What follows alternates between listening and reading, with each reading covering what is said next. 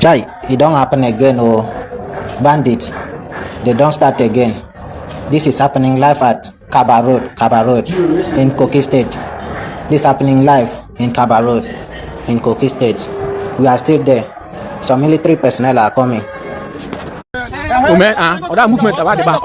Ototomaru de Fekihi. Ototomaru de Kihi. And Grabene degree Kazun de Ofia. Ó ra àwọn ọmọ tún kí n káàbọ̀ sínú ìròyìn tòní. Ìpàdé ọlọ́mọlé ọlọ́mọlú ọlọ́mọ orílẹ̀-èdè níbi tọmọdé ti mọ ọ̀wẹ̀ta tí ń bá gbà jẹun. Olójú ọjọ́ lọ́dọ̀ yín labala lérè fi ta mọ́ gbà yọjú náà látún gbà yọjú lónìí o. Ibo la wá yọjú sí lórí ọ̀rọ̀ bandit lọ́tún lósì náà ni o. Ojú títì tẹ́gbọ́ tí wọ́n ti ń sọ̀rọ̀ yẹn Kogi nìyẹn ti ṣẹlẹ̀ ń jọ bí ẹni pé wọ́n fẹ́ fi àwọn ará Kogi lọ́rùn sílẹ̀. Ìlú kan tẹ́ tí wọ́n wo ilẹ̀ Ìgbò lélẹ́yìí ti ṣẹlẹ̀. Wọ́n ní ìṣẹ̀lẹ̀ ajínigbé ó ṣẹ̀ ṣẹlẹ̀ ńbẹ̀ ni làwọn aráàlú bá yarí wípé àwọn ó take destiny àwọn into their hands, àwọn ò ní dúró de ìjọba mọ́. Wọ́n mú ìwọ̀nba nǹkan ìjà tán lè fi defend ara wọn. Náà bá kọrí sínú gbé wọn ni wọ́n tẹ́ fẹ́ lọ báyìí. Ìbọn náà wá fi jí yín gbé ẹ̀yin wá mọ̀ bẹ́ẹ̀ lọ́rọ̀ kan wọ́n sá ní tó bá gbà làwọn fún wípé àwọn ò wọgbó tí wọ́n lọ.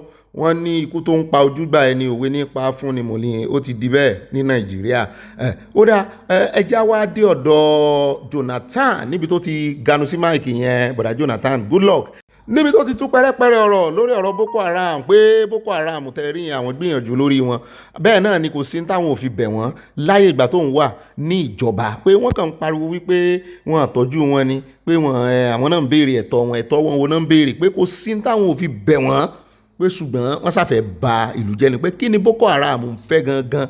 All the military officers who were involved in this Boko Haram saga to be able to give us information about what the Boko Haram stood for. If it is only about hunger, because we tried different options, I don't need to give a sermon. It will look as if I am trying to defend my own government. That will come up later when we document, we write our books. But I believe we took different options, set different committees. We tried our best within that 5 years that I was there. I believe late Buhari too must have tried his best because one of the committees we set up then, the Boko Haram nominated Buhari to lead their team to negotiate with government.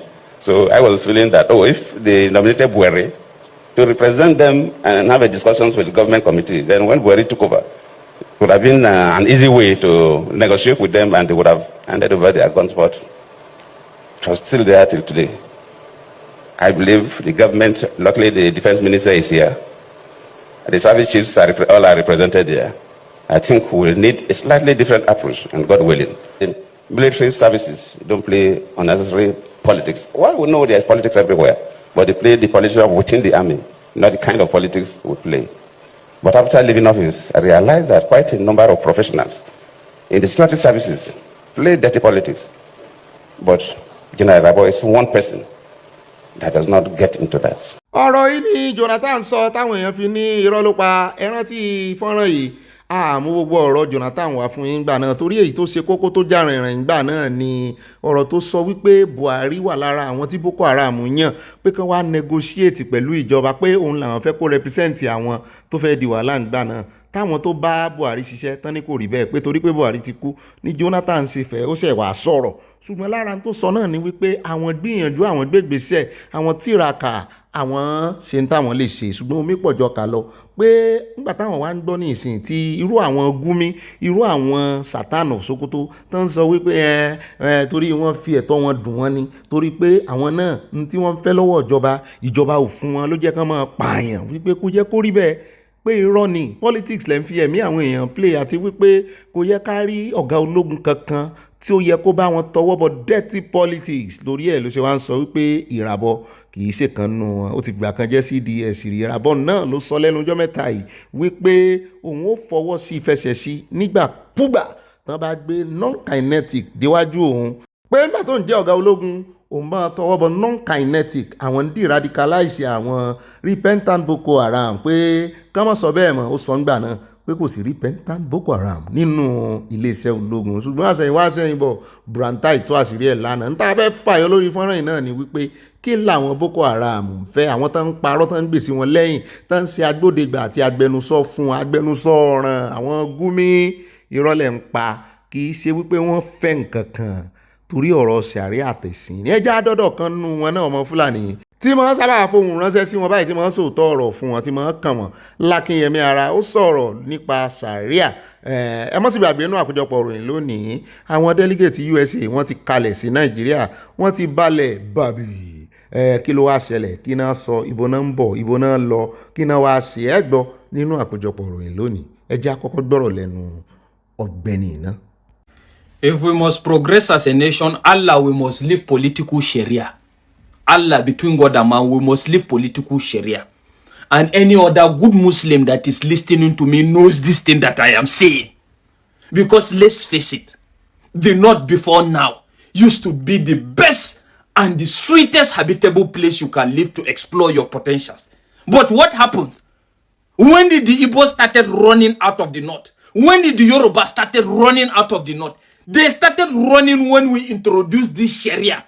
Because let me tell you some part of my history now. Some part of my history was based on the fact that even as a northerner, when I was a northerner, I am telling you that it was an Igbo man. It was an Igbo man that was taking us to school in his pickup in northern Nigeria, taking us and bringing us back because it was peaceful. I am telling you. But all of a sudden now, the North now devise a means out of this radical Sharia ideology. Stupid Sharia ideology that at the end of the day have pushed these people away.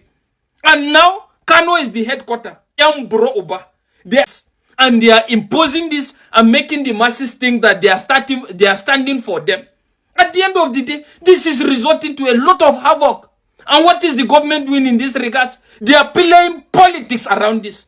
Politics náà níbi aláfiṣe ẹ̀mí èèyàn náà fi ń ta káàdì sàríà yìí ò tiẹ̀ yẹ kó jẹun tí ó yẹ kó dá wàhálà lẹ̀ tírú ilé tí mo ranjú lábẹ́ ẹ̀gò ní múríkì inú ẹgbẹ́ múríkì tó fi ń sọ wípé bí àwọn USA tán bá gbé ìgbésẹ̀ láti bánu sàríà tàbí láti ṣe nǹkan kan tí náà fi bí àwọn pé Nàìjíríà ò ní fara rí dúró mọ́ imagine àti tí ìrí èèyàn kankan nínú àwọn agbófinró kan invite ẹ̀ látànà ó dá àmọ́ wòran wọn fúnra wọn náà gbé petrol dání bẹ́ẹ̀ náà mùsànà dání wọ́n ti fẹ́ fi iná sórí òrùlé Nàìjíríà ẹjá wa lọ sí kebbi níbi tá a ti ń gbọ́ tán sọ wípé 100 nínú àwọn ọmọ tán kó lọ ní kebbi wọ́n ní ìjọba ti sìkẹ́ wọn ìjọ náà wọlé wá fi sìkẹ́ wọn dákẹ́ lọ gbọ́nrin náà ní o ṣe negotiate ní ṣe tàbọn ṣe yìnbọn mélòó lẹ pánú wọn mélòó lẹ múnú wọn àti ìgbọ̀n kankan ṣùgbọ́n èmi mọ̀ wípé láìpẹ́ láì jìnnà àwọn bandits náà mọ̀ retí kíjọba kọ́kọ́ wá sọ̀rọ̀ ni mo mọ̀ pé wọ́n fi fọ́nrán jáde wọ́n mú fídíò jáde wọ́n mẹ́rin jáde tíjọba bá láwọn ò negotiate àgbòótọ́ lẹ́nu àwọn bandits wọ́n sà ní 100 nínú àwọn ọmọ yìí wọ́n ju 100 lọ ǹjẹ́ ṣe 200 and something náà pé gbogbo wọn torí wọ́n ní 50 tó sáwọnú jùlọ jọ sí nínú àwọn ọmọ yìí wọ́n kó àwọn yẹn lọ àwọn yẹn ti padà sílé sọ́dọ̀ ìyá wọn ṣùgbọ́n àwọn yòókù bíi 250 something tó kù ńkọ́ 100 náà rí gbà nù wọn batch by batch náà negotiate bandit lọ́tún lọ́sì. So we are stuck in the elevator of Sahad. This is like what? 15 minutes? 15 minutes. See me and my children. Mama? Say help. See I'm sweating. See. I better shine that their place so that they know it's disaster. Elevator. Shine was my friend. Let them see we are suffering. Mama, you're tired. Sorry. What you? Sorry. Drink water.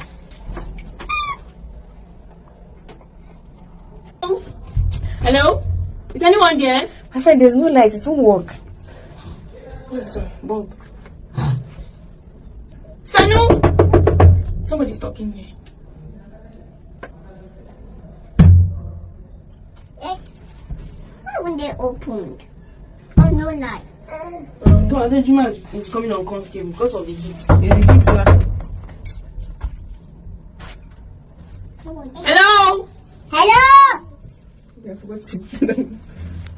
Àwo bó ṣe wá jáde ńbẹ̀ kò yé wa àánú ọmọ kékeré yẹn ló ń ṣe mí wọ́n ti ń làágùn kò sì sí oxygen tó tóye nínú ibẹ̀ yẹn tán bá pẹ́jù ńbẹ̀ ọ̀hún suffocation ní òbàdí lọ́dún tí mo ti ń lọ tí mò ń bọ̀ gbogbo ibi tí mo ti bá lift pàdé elevator n ò rí kí ó múná lọ báyìí rí nílùú òyìnbó lèmi ń sọ ó wá le jù débẹ̀ bóyá kò ṣiṣẹ́ tí ó ti kọ error ìtumọ̀ ẹ̀ ni pé bóyá in fact látọ̀dọ̀ wọn náà ti máa ń deactivate ẹ̀ lọ́fíìsì wọn. ẹ wá wo wàhálà ọmọ kékeré nù kí ni ó lè sọ wọn ìléṣe. ẹ jẹ́ àkó ń bẹ́ ẹ já wá fi ọgbọ́n tó tún ń gbà tán fi ń gbà àwọn ọmọ Nàìjíríà tán fi ń gba àwọn èèyàn ní dirty December báyìí o wọ́n pọ̀ báyìí o ọ̀pọ̀lọpọ̀ tí ò délùú òyìnbó rí wọ́n lọ́gbọ́n tán ń lò rí o wọ́n lọ wá fake dollar àwọn owó ìlú òyìnbó ó lè jẹ́ pound ó lè jẹ́ euro wọ́n ní wọ́n kó sínú àpò tàbí kán kó sínú àpamọ́. wọ́n wà á máa sọ òyìnbó lódìlódì wọ́n ní níbi tó bá ti fẹ́ gbé taxi tàbí tó bá ti fẹ́ wọkọ̀ náà ti máa ń lo ọgbọ́n àrékérekè ìjù tàbí even gan tó bá lọ ra nǹkan ládùúgbò tàbí supermarket wọ́n ní wọ́n á súnmọ́ yín wọ́n á máa ṣe bí ẹni pé àwọn wà stranded wípé dọ́là làwọn ní àwọn ò ní náírà ta ló lè help àwọn wọ́n á wá máa sọ òyìnbó lódìlódì wọ́n fẹ́ gbá ọ ní o ọlọ́run ló yọ arábìnrin. $1, 100. No, this 150. Yeah, as of now 150. He wants to scam you. No, that's what you have. Let me see the dollar. So I can pay him. Is it real? It's real? Yes, it is. Why? No, real dollar. Oh, real dollar. Okay, I don't know where they change dollar down. You never have Nigerian elections. I can pay you. Take the dollar. No, I don't have Nigerian naira. Yeah. Down. So we should follow you? You never have MasterCard. You follow me. No, I don't want to follow you. You want us to follow you? Yeah. Okay. So give us the dollar. We'll follow you. When I give you Nigerian nation. Let me see the dollar. Let me see the dollar now. I'll give you the thing. Bring the dollar, the $100. Make come enter here. It's a motor now. You come enter here now. They tell you the police wants to here. Why? What are you asking me that question? Let's talk about this. Thank God most of you here are Christians. It is criminal to pay tithes on your revenue. It's criminal. Absolutely. Right? You can only pay tithes on your profits. Because if you pay tithes on your... And Christians are doing it. That you earn a salary of 100,000. You now take 10,000 to pay tithes. That's criminal. No. That's okay. Because that's your income. That is your income. Right? Okay. But you cannot revenue go of the company. If I loan you money, you carry 10% and go. Yes. So how are you returning to me? Yes, people do. You have not done business, you have not made profit. It's not making It's only after you you make got a profit. loan, and then you got a loan, and you said God. And you see, a lot of pastors, because they don't even understand business, have put their members, they don't understand finance, have put their members in trouble. And when that member goes to jail, EFCC arrests them, they will now say, you know, this is why we teach integrity. Integrity? What stupid integrity are you talking to me about? You made the guy to steal. No, I actually tell people, there's no need to just act foolishness. There's things that are foolishness. One pastor was asking me, somebody was saying, I want to go into the ministry. I said, look, the first thing you need to do is to learn financial management, not about theology, because you don't learn God in school. God is a revelation. Many churches are in trouble because many people lack financial management. ó dá o àfẹ́ kan àwọn èèyàn léwu torí tó bá ti dọ̀rọ̀ religion oníkálukú ló mọ iye tó wà lápò rẹ̀ òun ló mọ iye tí ó san táìtì lé lórí àwọn òní discourage èèyàn kankan bí ṣùgbọ́n ó dáa kí èèyàn gbọ́nú gbọ́ntà ó ní ntọ́lọ́hún béèrè táìtì lọ́wọ́ rẹ̀ fún lórí èrè lórí iye tó o bá jèrè ni ṣùgbọ́n kí lẹ̀yin rí sí gbogbo ọ̀rọ̀ tó ń sọ kì í ṣe inú ṣọ́ọ̀ṣì náà ti ń sọ o financial freedom náà ń sọ̀rọ̀ lé lórí wọ́n sì sọ níbìkan náà wọ́n sọ fún àwọn ní kò sí bó ṣe máa wẹ̀ gbà tó máa dúrà gbà tó o bá ní 1,000 naira lápò nígbà tó bẹ̀rẹ̀ àdúrà àtàwẹ̀ rẹ̀ wọ́n ní tó o bá jáde rèé ṣiṣẹ́ kún 1,000 àpò rẹ̀ ò lè ilé o in fact yóò tún dín sí ni torí ó jẹun nínú rẹ̀ tó o bá tún wá bẹ̀rù àwọn pásítọ̀ ìpàdé àwọn náà tún máa gbọ́ tán máa sọ fún ọ pé iye tó bá ká mọ́ ọ lápò iye tó bá ká mọ́ ọ lọ́wọ́ tètè wá fílẹ̀ wò ó tí ẹ bọ̀ ọ̀nà nígbà tó bá gbàjọ tó gbowó gbọ́múlé láǹtà tó kọ́kọ́ rí ìmọ̀ yọ̀dà mẹ́wàá bí ó tiẹ̀ kọ́kọ́ fi ṣòwò iye tó bá tà látàjèrè tọ́lọ́ ń bù sí pẹ̀lú àdúrà àtàwẹ̀ rẹ̀ ló ṣẹ̀ wá rí ìyọ ìdá mẹ́wàá lórí èrè. ó dá ẹ mọ̀jà pẹ́jù ń bẹ́ kámọ́lá àgúnjìnà àfẹ́ kó di àríyànjiyàn bọ́lọ̀ ń bá ṣe fi sí ọlọ́kan rí mọ́ sán. ó dáa ní báyìí ẹjẹ́ àtẹ̀síwájú kàkà síwájú ẹjẹ́ adé ìpínlẹ̀ Imo lára fọ́nrán kan tá a fi hàn láìpẹ́ yìí àwọn forest guard tán ni wọ́n mọ̀ wọ òkú wọn náà ti bẹ̀rẹ̀ training báyìí o àti ìrí ìgbésẹ̀ àwọn ti gómìnà yín lẹ̀ Yorùbá o wọ́n ń wọ aṣọ ẹ̀yọ̀ náà ń wọ̀ kiri. Àwọn tilẹ̀ Imo wọ́n ti bẹ̀rẹ̀, ṣùgbọ́n àwọn èèyàn ló wá ń fi wọ́n pa wẹ̀dẹ̀ wípé ṣé bọ́n ṣe ń ṣe training rè sàn tán fẹ́ lọ dojúkọ àwọn bandit rè. Mo níbìkan lèèyàn ti bẹ̀rẹ̀ wọ́n ṣàgbégbèsẹ̀ ẹ lọ sọ fáwọn gómìnà yín náà káwọn náà gbégbèsẹ̀ tiwọn, àbí ọjọ́ tán bá bímọ òjò kọ́ ni mọ̀ ń gbẹ́sẹ̀. Nǹkan kankan ni àwọn tí wọ́n ń kọ́ iná kan kọ́ wọn dáadáa o, kan dáńtọ́ o, kan tó kó wọn wọnú jù. Gbogbo eléyìí tí wọ́n ń bẹ̀rẹ̀ díẹ̀díẹ̀ tí wọ́n lè bẹ̀rẹ̀ dáadáa yìí wọn ìfèsì bandit bẹ́ẹ̀ o, ṣùgbọ́n a yìn wọ́n pé wọ́n ti gbégbèsẹ̀. Nígbà yẹn Jásádé dé ọ̀dọ̀ Àsárì Dòkúbọ̀, ó jọ bí ẹni pé lẹ́nu ọjọ́ mẹ́ta ọwọ́ ń yún dátà rẹ̀, ó kàn ń lò yàfùnyàfùn ni. Ó náà sọ̀rọ̀ sóhun, ó ní gbogbo èèyàn ní wá ń tutọ́ sí òun lára látìgbà tóun ti sọ̀rọ̀ sí Reverend Dachomo, tóun ti fi ẹ̀hónú tóun náà hàn pé tóun ò lè sọ̀rọ̀ mọ́ ni. Àfi bó ṣe mú kámẹ́rà páká ló bá bẹ̀rẹ̀ sí í ṣe fídíò, òun explore nù ilé káàkiri, ó mú yín dé kitchen, kò sí ibi tí ò mú yín wọ̀ nínú kọ̀rọ̀ yàrá rẹ̀ pé ẹ wá wọlé òun, àràgbá yamuyamu, olówó lòun, alágbára lòun, ọlọ́lá lòun, torí pé òun ò fi ilé òun hàn yín ló jẹ́ kẹ́ ẹ máa sọ̀rọ̀ sóhun báyìí. Mo ní Ọ̀gbẹ́ni ìgọ̀ ò fẹnu họra. How to behave. This is my house in the village. You see, now inside that they work out. So this is my kitchen. You they see my kitchen. Now my shobri. Fiam na video color man. Okay, I got you.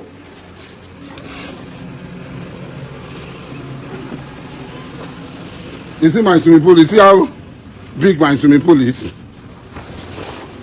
This is the vendor. Open them. Let them see. The one where she passed, the one where she on of Abuja. Oh, open. This is my Rolls Royce.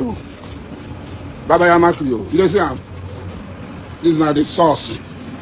You don't see him? See him? You don't see him? Open now. Make them see him. Eh? And I don't see him. Eh? This one not be upgrade though. One of one. You see this one? Not be upgrade with this one. This not be upgrade though.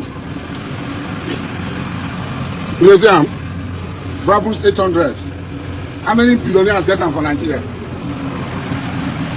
You want to see? You see generator them? You see motor them? You see compound? Eh? You never start. Make I enter my guest house, go show you. You go see I'm well. All this dirty Igbo.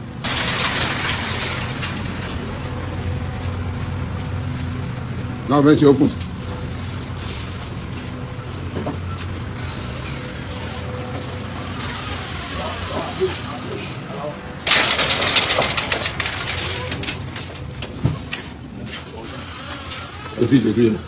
Now get this sleep. No. Will you get out of here? You see, we are looking for you and you are here. You understand yourself. You see, this is not the case apartment. Not be where they stay. You see, c'est beaucoup merci. Beaucoup merci. Pas voilà ça. Bien aimé. Bon aimé quand même. Go just ẹ wo ẹ má ṣàbínú pa àgbàtà ìwọ̀n yín, afẹ́kẹ́ rí gbogbo yẹ̀yẹ́ wọn ni o. Gbogbo ohun tí wọ́n fi àwọn ọmọ Nàìjíríà dá lára rí o, wọ́n fi orí àwọn ọmọ Nàìjíríà wọ́n fi ń gba pààrọ̀ gbogbo ẹ̀tọ́ tó yẹ kí àwọn ọmọ Nàìjíríà kó jẹ́ àjẹmọ́nú fún ọmọ Nàìjíríà. Àwọn ex-militant bó kílẹ̀ wá expect kí irú wọn máa sọ lẹ́nu, wọ́n á sọ̀rọ̀ sọ́bótò, wọ́n á sọ̀rọ̀ ọ̀rọ̀ tẹ́ ń gbọ́ lẹ́nu wọn. Ẹ má expect pọ̀rọ̀ gidi ó jáde lẹ́nu wọn nítorí owó àbú tó yẹ kán fi ṣe àwọn ọmọ Nàìjíríà lóore, òun náà fi ń ṣàbúlálejò. Ẹ wo ohun tó kójọ ní ìsìn, ẹ wá dúró mọ́tò tó náà ní sí kọ́ńpáǹdì, just an ex-militant. Ó máa ṣe o. All this.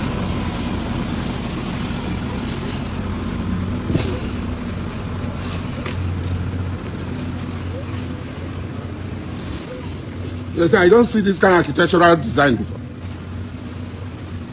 For village. Nah, I think. When I go build those cheap houses. And I go say Odogu. This is just one.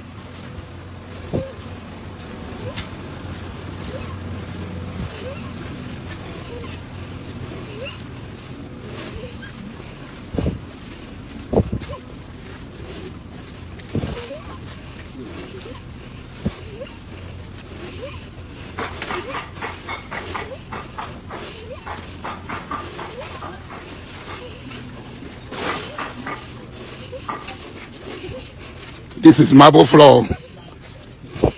You see, see the marble place where we dey perform ablution. Make I enter the mosque, make you see. This is my mosque, private mosque in my house, in my village. See, my security house, na 3 floors. ẹ wo títọ́ wà náà mo kàn fẹ́ ká ní lákọọ́lẹ̀ ní ká fi sínú archive ó ń gba táìmù wa ṣùgbọ́n ó dá bá a ṣe fi ẹ̀gọ́ wọn hàn wọ́n torí àkọọ́lẹ̀ náà ti wà lórí íńtánẹ́ẹ̀tì báyìí gbogbo ohun tán fẹ́ dà náà rèé gbogbo ohun tí wọ́n fẹ́ dà rèé o wọn lè dọ́lọ́hún o tí wọ́n fi ń bayé jẹ́ tí wọ́n fi ń ṣe yán bí ọkà tó jẹ́ wípé gbogbo ìgbà tẹ́lẹ̀sán bá fẹ́ dé wọ́n mọ̀rọ̀ táwọn ó sọ tínú ìjọba ó fi dùn tán fi kówó fáwọn àwọn mọ̀ ọ́n náà ń gbé kọ́ńtíráàtì epo fún ẹ wo nǹkan yan àwọn ọmọ nàìjíríà ò tí ì mọ̀ tó ṣubú tó àwọn.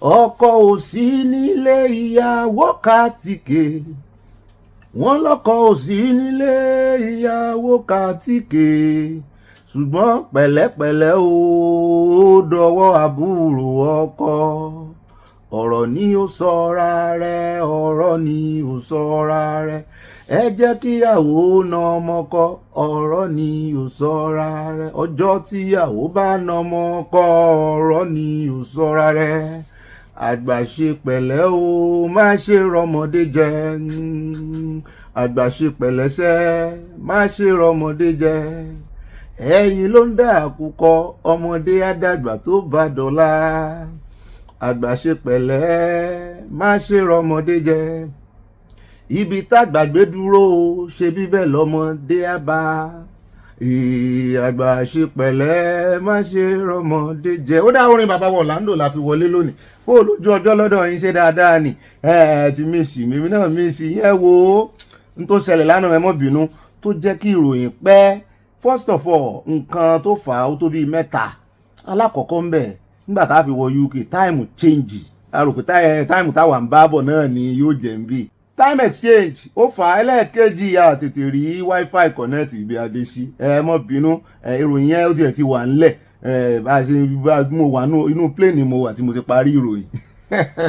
Ó dá owó lójú ọjọ́ lọ́dọ̀ yín ìbàròyìn náà ni ìbá gbọ́n débẹ̀ ìbá yẹn nàná ìbá sanáwọlé náà ní ìbá kanjú abẹ́ǹkó ìbá lọ tààràtààrà tọ́rọ̀ bá ti dọ̀rọ̀ òtítọ́ àtòdodo sàn báyìí láàrin ajé ní mú ní pẹkọrọpẹkọrọ jọ tó o bá ti kófìrí èèyàn kan tí ò rìn sàn pẹ̀lú rẹ̀ kò sí bó ṣe súnmọ́ tó ìwọ náà mọ̀ ṣe mistake rìn sàn pẹ̀lú rẹ̀ o wá àdúgbò tán ń pè ní mọ́nà tán rèé gbalé síbẹ̀ number 1 kó o múlé sókè ilé alájà gogoro bẹ́ẹ̀ náà ni ẹ lè pè mí ní ibọ̀ pàpà parada níbi táyà ti ń parada tí ń dọ̀gá rẹ̀ ọ̀gá rẹ̀ parada ó dá ìyanu abala comment section abẹ́lẹ̀ yín olólùfẹ́ wa èmi náà ní ibọ̀ pàkọ́kọ́ àwọn òpin kọ́kọ́ àwọn sweet 16 mi ni mò ń jẹ́ bẹ́ẹ̀ bẹ́ẹ̀ náà lẹ lè pè mí ní ibà rìn gínigíní tíngúmíà tíngúyù rìn gínigíní tíngúmíà tíngúyù rìn gínigíní gbogbo ń tẹ́ mọ́ jẹ́ àti pèlú rẹ̀ mú fata sí fepo sí fi yọ̀ sí in fact àròpọ̀ wù. Ó dùn mọ̀ràn yóò láàrin lónìí o ó dá o ká mọ̀ mú kọ̀ọ̀kan èjèèjì àgbèrè débẹ̀ ọlọ́run ó sì gbé wa débẹ̀ o gbogbo eléyìí tẹ́ ẹ bá pàdé inú abala lérèfé ó ti dàfẹ́ ẹ̀yìn tègún fi sọ alákọ̀ọ́kọ́ nù ròyìn tòní ọ̀rọ̀ bàrà wà sí ò láti bẹ̀rẹ̀ níbi tá a ti gbọ́ tán sọ wípé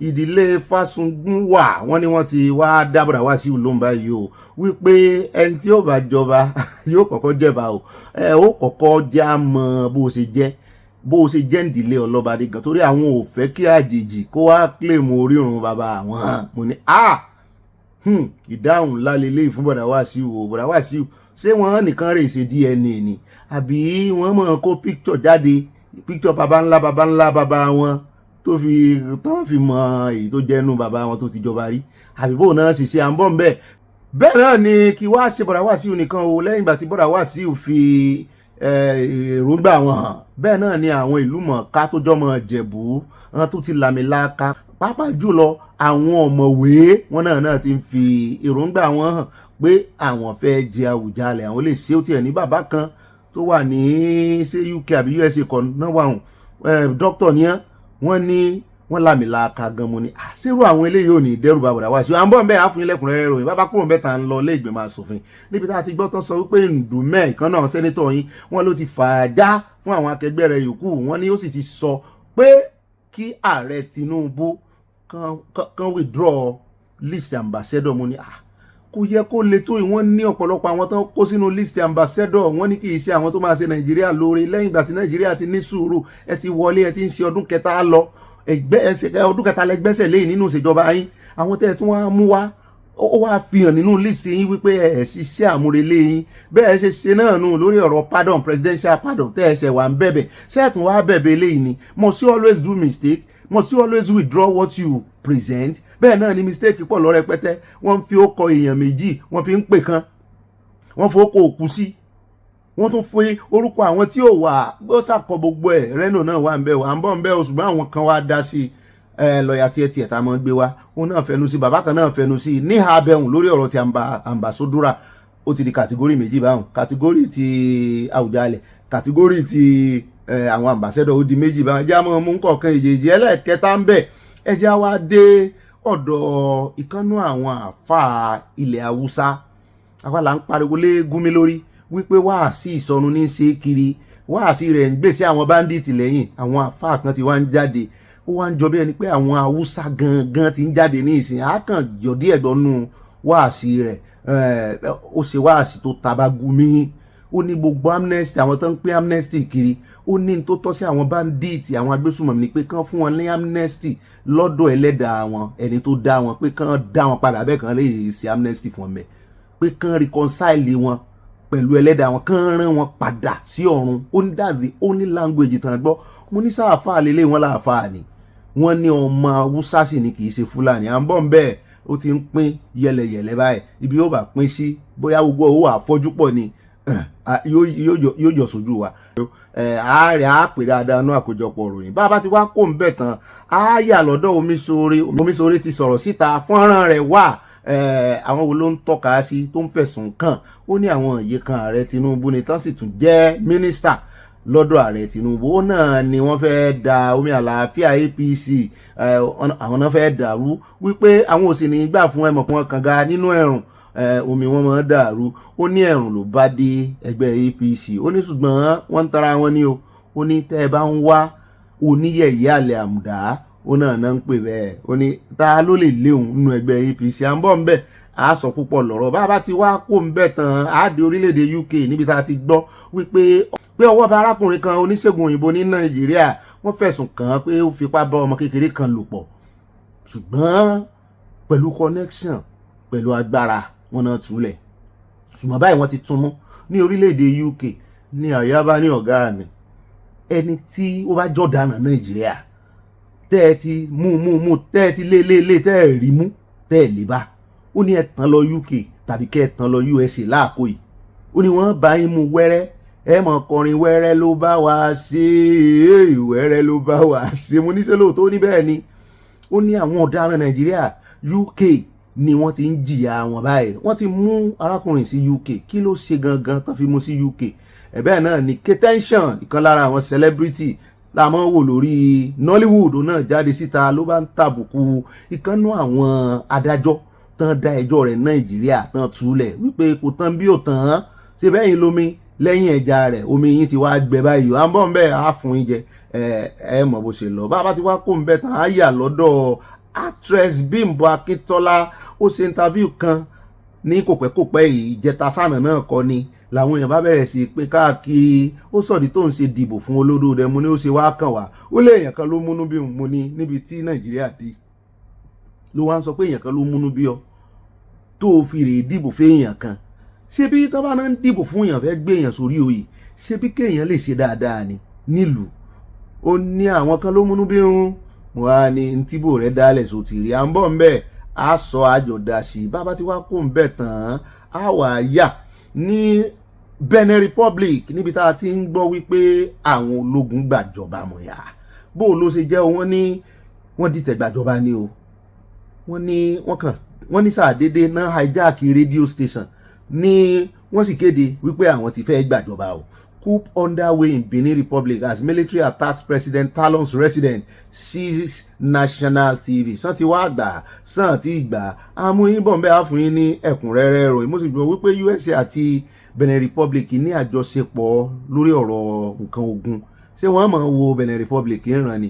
À ń bọ̀ ń bẹ́ẹ̀ àní pẹ́ lónìí náà ni kò ní dọ̀là bàbá ti wá pò ń bẹ̀ tán a wà á lọ sí níbi tá a ti gbọ́ wípé òwe mọ̀kànmọ̀kàn lóye nǹkan wọn ló ti kan àwọn jíò yín o wọn náà ti ń jí wọn gbé o wọn náà jí ọmọ kan nù wọn gbé jíò tó sì lówó kọ́ ni wọ́n ní àwọn kan náà ti fẹnu sí àwọn ọlọ́pàá náà ti ń wá kiri mo níbo ló ṣe jẹ́ nínú Ìbàdàn náà ti jí gbé o ṣé ìsàkóbọ̀ wọ́n dárúkọ àdúgbò yẹn mo ní eléyìí máa ní agbára o jíò tá ń pariwo lé lórí tó jẹ́ pé wọ́n fi ojú tẹ́ńbẹ́lú ọ̀rọ̀ yìí ó ṣẹlẹ̀ sí àwọn kìrìsìtẹ́nì ilẹ̀ Haúsá genocide àárí kankan nù wọn kó sọ̀rọ̀ síta kò tí wàá mọ̀ kàn wọ́n báyìí ó ń kànlẹ̀kùn wọn báyìí àbí kò tí ẹ̀ kànlẹ̀kùn kò tó wọlé ó ń jí wọn lọ́mọ gbé wọn náà ń wá wọn o ẹjẹ́ àjọ pawọ́pọ̀ kájọ wọn o yóò le wọn àti ìmọ̀ tó ṣubú tẹ̀ àwọn. ó dáa nínú abala àkórí ìròyìn eléyìí táwọn fi káàdì rẹ̀ ńlẹ̀ ká tó catapult sínú abala tí ó mọ̀ tẹ̀lé ó náà ní ti ọ̀rọ̀ Imo amú ọlọ́pàá kan wá fún yín tí ètè rẹ̀ ń gbọ̀n tó ń gbọ̀n blìblìblì báyìí bí ẹni tó tutù mú tí wọ́n fẹ̀sùn kàn wọ́n wípé wọ́n mú afurasí ọ̀daràn ilé ẹjọ́ ò tí ì dájọ́ fún ẹni tán ẹ fi sáhàmọ́ ó sì kú sáhàmọ́ yín ẹ wá explain taya ẹ wo ọ̀rọ̀ kọjá bẹ́ẹ̀ o á wà gba ìpínlẹ̀ Imo lọ fọ́nrán rẹ̀ wà àtọ̀gá ọlọ́pàá àti àwọn superintendent wọ́n ganu sí máìkì ẹ mọ ẹ̀sùn tó fi kàn wọ́n ẹ̀sùn wípé wọ́n ń yọ ẹ̀yà ara èèyàn mo ní ní Nàìjíríà wọ́n ní bẹ́ẹ̀ ni wọ́n náà láwọn babaláwo tán gbójúlé wọ́n ní oníṣègùn tán fẹ̀yìntì mo ní ọlọ́pàá tó yẹ kó mọ̀ sọ aráàlú wọ́n ní bẹ́ẹ̀ ni o àwọn èèyàn fẹ̀sùn kàn wọ́n ṣùgbọ́n náà ní àwọn ò dáhùn mo ní ẹ máa explain tàyà ń bọ̀ ń bẹ́ẹ̀ àní rí jù báyìí lọ nínú àbọ̀ àní rí jù báyìí lọ nínú àwọn àkórí ìròyìn wa ní pápápá ẹja wa tẹ̀sán mọ́ ẹja kà á síwájú ẹja catapult sínú abala tí ó mọ̀ tẹ̀lé abala sanáwọlé ẹ ṣe cheese ẹ ṣe musin olóòṣà ó yá ẹwọ ẹyẹ ẹ̀yin mọ́ mi dáadáa ẹ̀yin bá mi ó yá ẹ ṣe àbòsí kan ẹgbẹ́ fìlà àfi pákà iná ìwọ̀ mi lójú kí sí mo ṣe wọ́n jókòó rẹ̀ wọ́n wọ̀rí á gẹ̀ẹ́tì sitting arrangement wà dáadáa ṣe mẹ́yẹ bọ̀ lápò ní. ó dá alákọ̀ọ́kọ́ nínú abala ti sáná wọlé ẹja adéléṣẹ́ ológun níbi tá a ti gbọ́ tán sọ wípé bàálù wọn tó jálulẹ̀ lánàá àti ìmọ̀ tó fà ó ṣùgbọ́n a ti rí àwọn pilot tó wà bẹ́ẹ̀ náà ni wọ́n ń kíra fún wọn wọ́n ní the Nigerian Chief of Air Staff CAS has commended the exceptional bravery and professionalism of its Alpha jet pilot who safely ejected following an in-flight emergency. Wọ́n ní emergency ló bá dé àwọn náà lẹ́ ń wò yìí àwọn pilot méjèèjì bẹ́ẹ̀ náà ni Air Staff Chief of Air Staff wọ́n ní wọ́n ti congratulate wọn wípé omi ló dànù ṣùgbọ́n agbe ò fọ́ o pé ẹ̀mí àwọn pilot àwọn ìgàn ó wúlò ju plane yẹn lọ mo ní méjèèjì náà ló wúlò ṣùgbọ́n a dúpẹ́ wípé omi dànù lóòótọ́ agbe ò fọ́ ilé ọba tó sì jóná ẹwà ló bù sí ṣùgbọ́n ọmọ Nàìjíríà ni ó ná lówó owó tax òun náà tún fi ra jẹ́ẹ̀tì mi ṣùgbọ́n bóyá jẹ́ẹ̀tì bóyá ó ti wá rẹ̀ ni bóyá ju nǹkan lù tó fi jábọ́ ni àti ìmọ̀kúlẹ̀kúlẹ̀ rẹ̀ ṣùgbọ́n tó bá ti jẹ́ àmọ̀ fún yín. ó dára ẹja wá catapult kàdé ọ̀dọ̀ ọ̀pẹ́ bolo níbi tí wọ́n ti ń fọ̀rọ̀ wá lẹ́nu wò mú ní ṣé kò sí àwọn tó máa ń kọ lóyìnbó tàbí tó máa ń kọ lọ́rọ̀ tó máa ń ṣe sáìn fún ẹ̀mọ̀ wọ́n máa ń ṣe sáìn fún di wípé ṣé kò sí wọn ní agbègbè ibẹ̀ níbi tó ti ń bí léèrè ọ̀rọ̀ tó fi wá ganu sí máìkì tó ní àwọn northerners nílẹ̀ Haúsá ó lọ́nà ní kidnappers tó ń kidnap àwọn èèyàn nítorí wọ́n fẹ́ yọ Tinubu kó ń power ó ní they did same to Jonathan gọ́vnà ọ̀pẹ́bolo ó ń wájà àwọn Haúsá mo ló ti ẹ̀ da ọlọ́run mọ̀ bá wa tí wọ́n kọlu ara wọn ní sí àgbọ̀ díẹ̀ ń bẹ̀ bóun rẹ̀ sì mọ̀ gbọ̀n ẹjẹ́ àgbọ̀ àwọn Haúsá náà ti ń fún lésì o ẹjẹ́ àkọ́kọ́ gbọ́rọ̀ ẹnu rẹ̀ náà. We will not succumb to blackmail because what they are doing now is that they will go and kidnap people just because they want to discourage Mr. President. But Mr. President is president. You are kidnapping people for somebody who want to win election. It's not fair. They did this to Goodluck, and They succeeded, but we have known their truth already.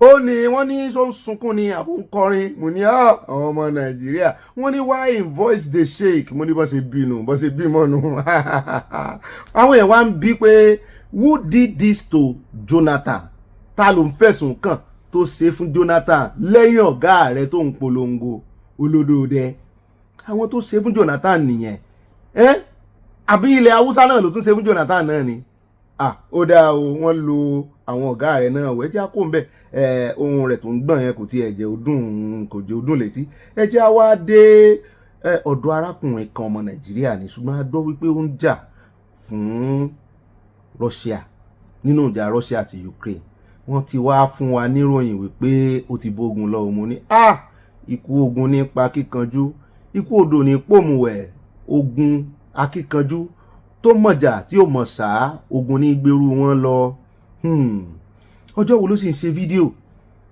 bóyá ló ti ìpòsù mélòó kan tó ní báwọn ṣe ń ṣeré ó ń sọ báwọn ṣe ń jẹun ní ojú ogun ó fìbọn náà hàn wà báyìí mo ní rúbọn òun náà wá kólé yín lọ́wọ́ ẹ̀yin blacks sí rúbọn tó yẹ kán kólé yín lọ́wọ́ rèé ogun ti advance jù báyìí lọ àwọn ìbọn World War I àwọn náà kólé yín lọ́wọ́ yìí kí ni condition tán fún yín tẹ́ fi lọ wọ aṣọ ogun fún Russia lòdì sí Ukraine mo tiẹ̀ tún rí ibì kan níbi tó ti ń sẹ́ndì drone bọ̀ wọ́n fẹ́ target wọn mọ́nú mọ́tò wọ́n sáré bọ́ọ̀lẹ̀ ni òun náà ló post fọ́nrán ẹ̀ bá ń tẹ fọ́nrán yẹn sí ó dà pé wọ́n lọ́mọ Ògbómọ̀ṣọ́ ni mo wá rí gbogbo àwọn ọmọ Ògbómọ̀ṣọ́ tí wọ́n ń bára wọn kẹ́dùn mú lélẹ̀ ìga o iṣẹ́ ajé ló sọmọ nù bí òkò ajé ló bá lọ sí Russia bóyá náà sì ṣẹ̀ nítorí ọ̀pọ̀lọpọ̀ wọn tán náà máa kó lóògùn yàtọ̀ sí pé wọ́n ní wọ́n yìí sọ fún wọn máa tàn wọ́n ni wọ́n ní mí inú wọn náà ó ń ṣẹ̀wọ̀n lọ́wọ́ bóyá wọ́n ká nǹkan mọ́ lọ́wọ́ tó ti fi ṣẹ̀wọ̀n wọ́n wá fi ogun lọ pé bó bá lè lọ bọ́n jà bó bá padà dé láàyè a jẹ́ wípé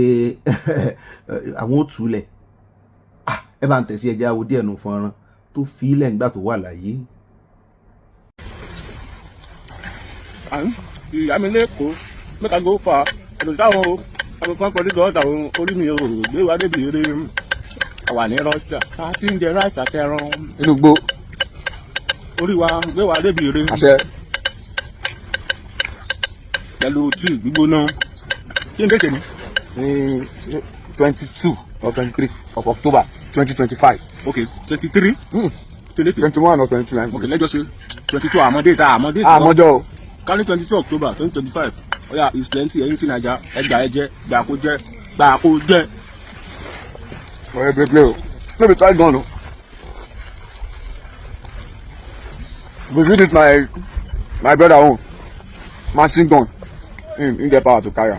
Ẹ̀yin ayé má bínú ẹgbà o ẹ̀yin ayé ẹgbà o ẹ ṣé o ẹjọ́ yẹmí o. Yóò ti sẹ́yìn sí. Aláti jẹ́ bẹ́ẹ̀. Owó olórí iṣẹ́ ajé ló gbé wa. We left home to feed home. Ọdún náírà ìpínlẹ̀ àtúnmí o àti kí ìkó tẹ́jà kò bẹ̀. Àgbéwò ìṣẹ̀lẹ̀ o. Ṣé ń gbọ́ gbòà? Igbó Russia wọn kò dá igbó Russia. Gbòà.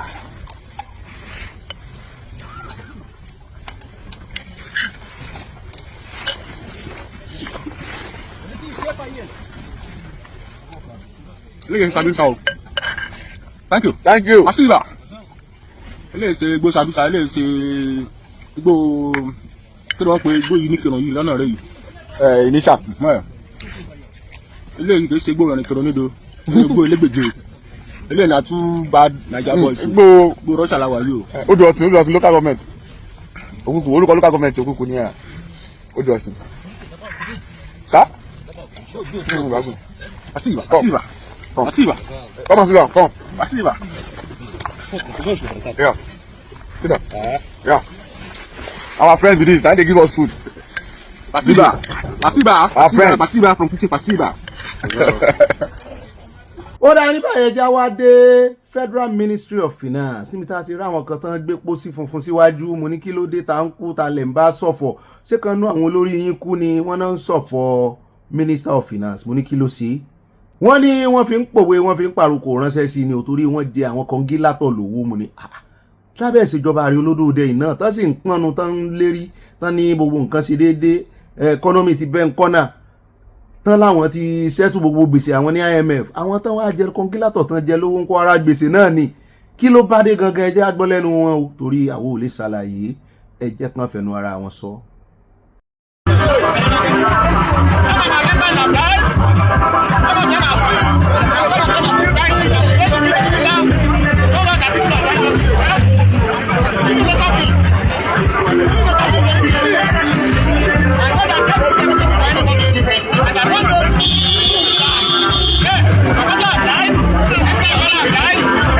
There's no other way to renew hope. And I will say this with all due respect, that the finance minister and the FIRS man are not doing Mr. President any good.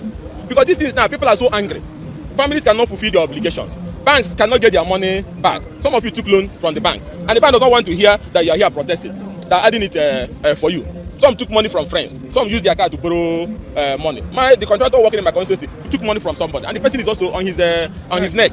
We need our money. We need our money. We are the women contractors in Federal Republic of Nigeria. We cannot pay our children's school fees. We cannot pick our bills. We are calling on Her Excellency, the mother of the nation, speak to the Honorable Minister to take care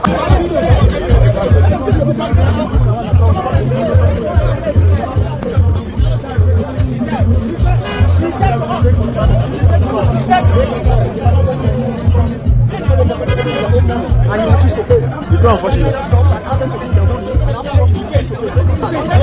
It's so unfortunate. Pay us our money. Pay us our money. Ó rẹ̀ já kó mẹ́jà wá sáré dé iléeṣẹ́ ológun níbi tá a ti gbọ́ tán sọ wípé iléeṣẹ́ ológun Nàìjíríà yẹn Nàìjíríà Army gangan wọ́n náà ti freeze retirement of officer.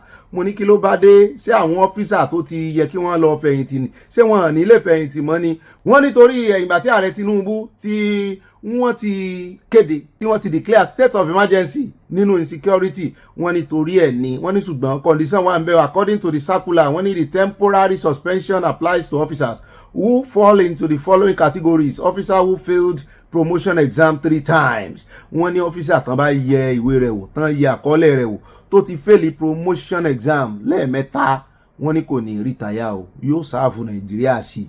Wọ́n sì sọ wọ́n ní officers pass over 3 times at promotion boards, officers who have reached the age ceiling for their officers in these categories who are not interested in extension of service are to continue with the normal retirement.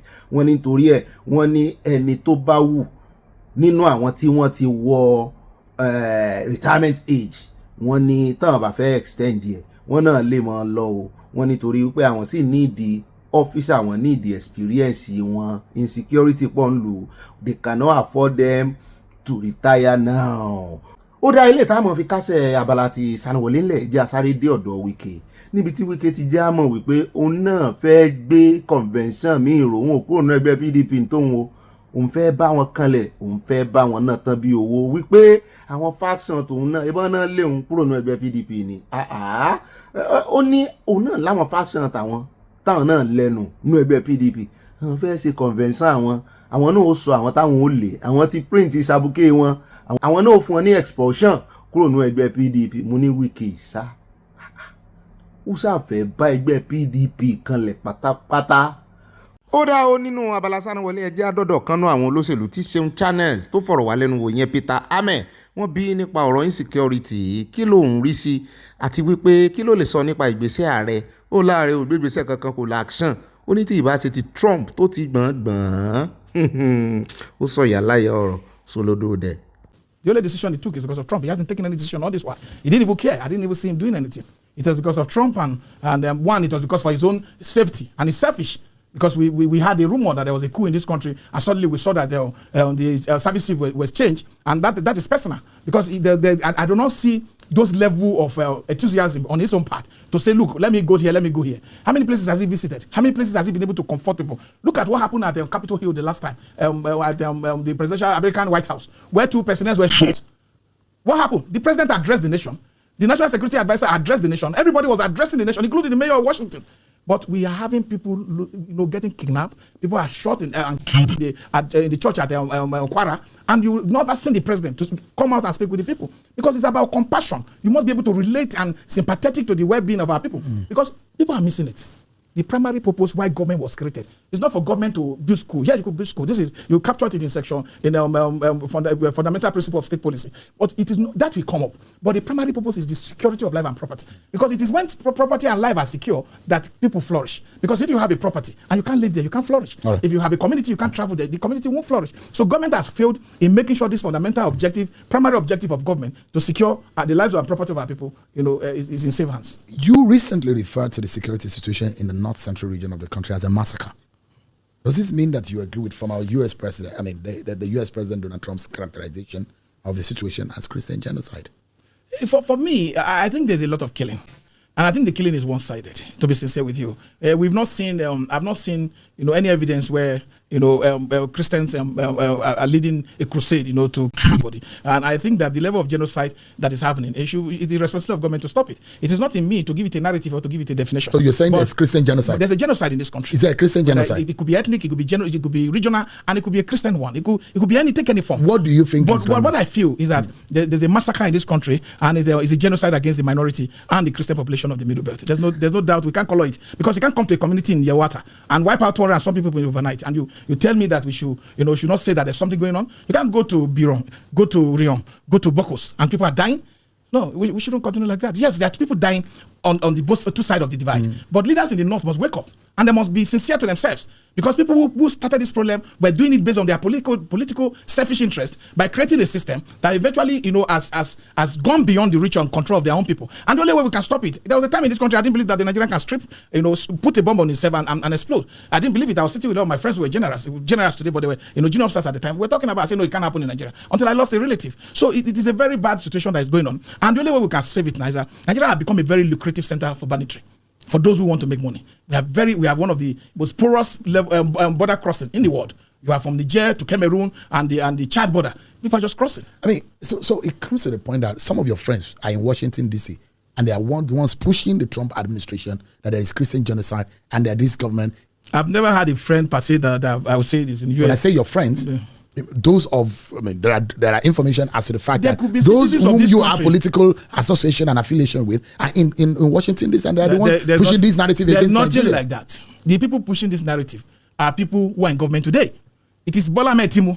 It is the APC, them Shehu Sani, all of them who were posting on Twitter, including Omokri, who were writing on Twitter, who were speaking to the US government that there's Christian genocide in this country.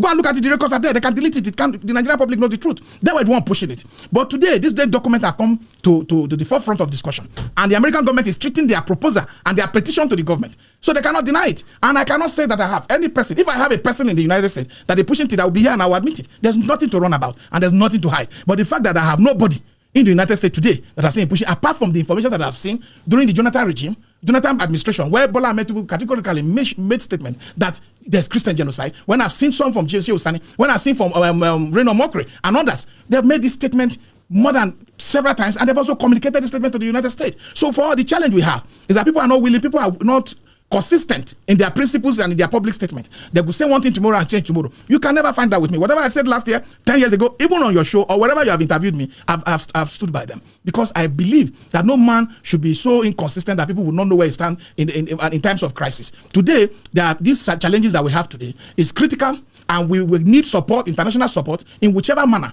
to be able to make sure that we stop we eradicate these people who are bent on making Nigeria go on their knees to beg them to have a place to sleep at night. People can no longer sleep with their eyes closed. That's not the kind of country I envisioned when I was growing up. Ó dà ní ìrìjù báyìí lọ nínú gbogbo abala ti sálọ wọlé ní pápá ìjà transport sọ́dọ̀ àyà káàyà wa gbé wa débẹ̀ ní abala èèyàn olólùfẹ́ wa abala comment section àròjọ mùsùlùkùn. Mo máa tún kí káàbọ̀ sínú abala èèyàn olólùfẹ́ wa abala comment section at Fikayo Victor bá mi ní jọ̀wọ́ ọ̀rẹ́ mi àyà lọ dira o má bínú mo rò wípé Nàìjíríà ni ó wà ní o sọ fún Olúwo kí ó dira o nítorí pé wọ́n ti ń jí ọba gbé o wọ́n tẹ lọ́ọ̀fẹ́ àti nǹkan wọn pa ẹ̀ẹ́dẹ̀ ni.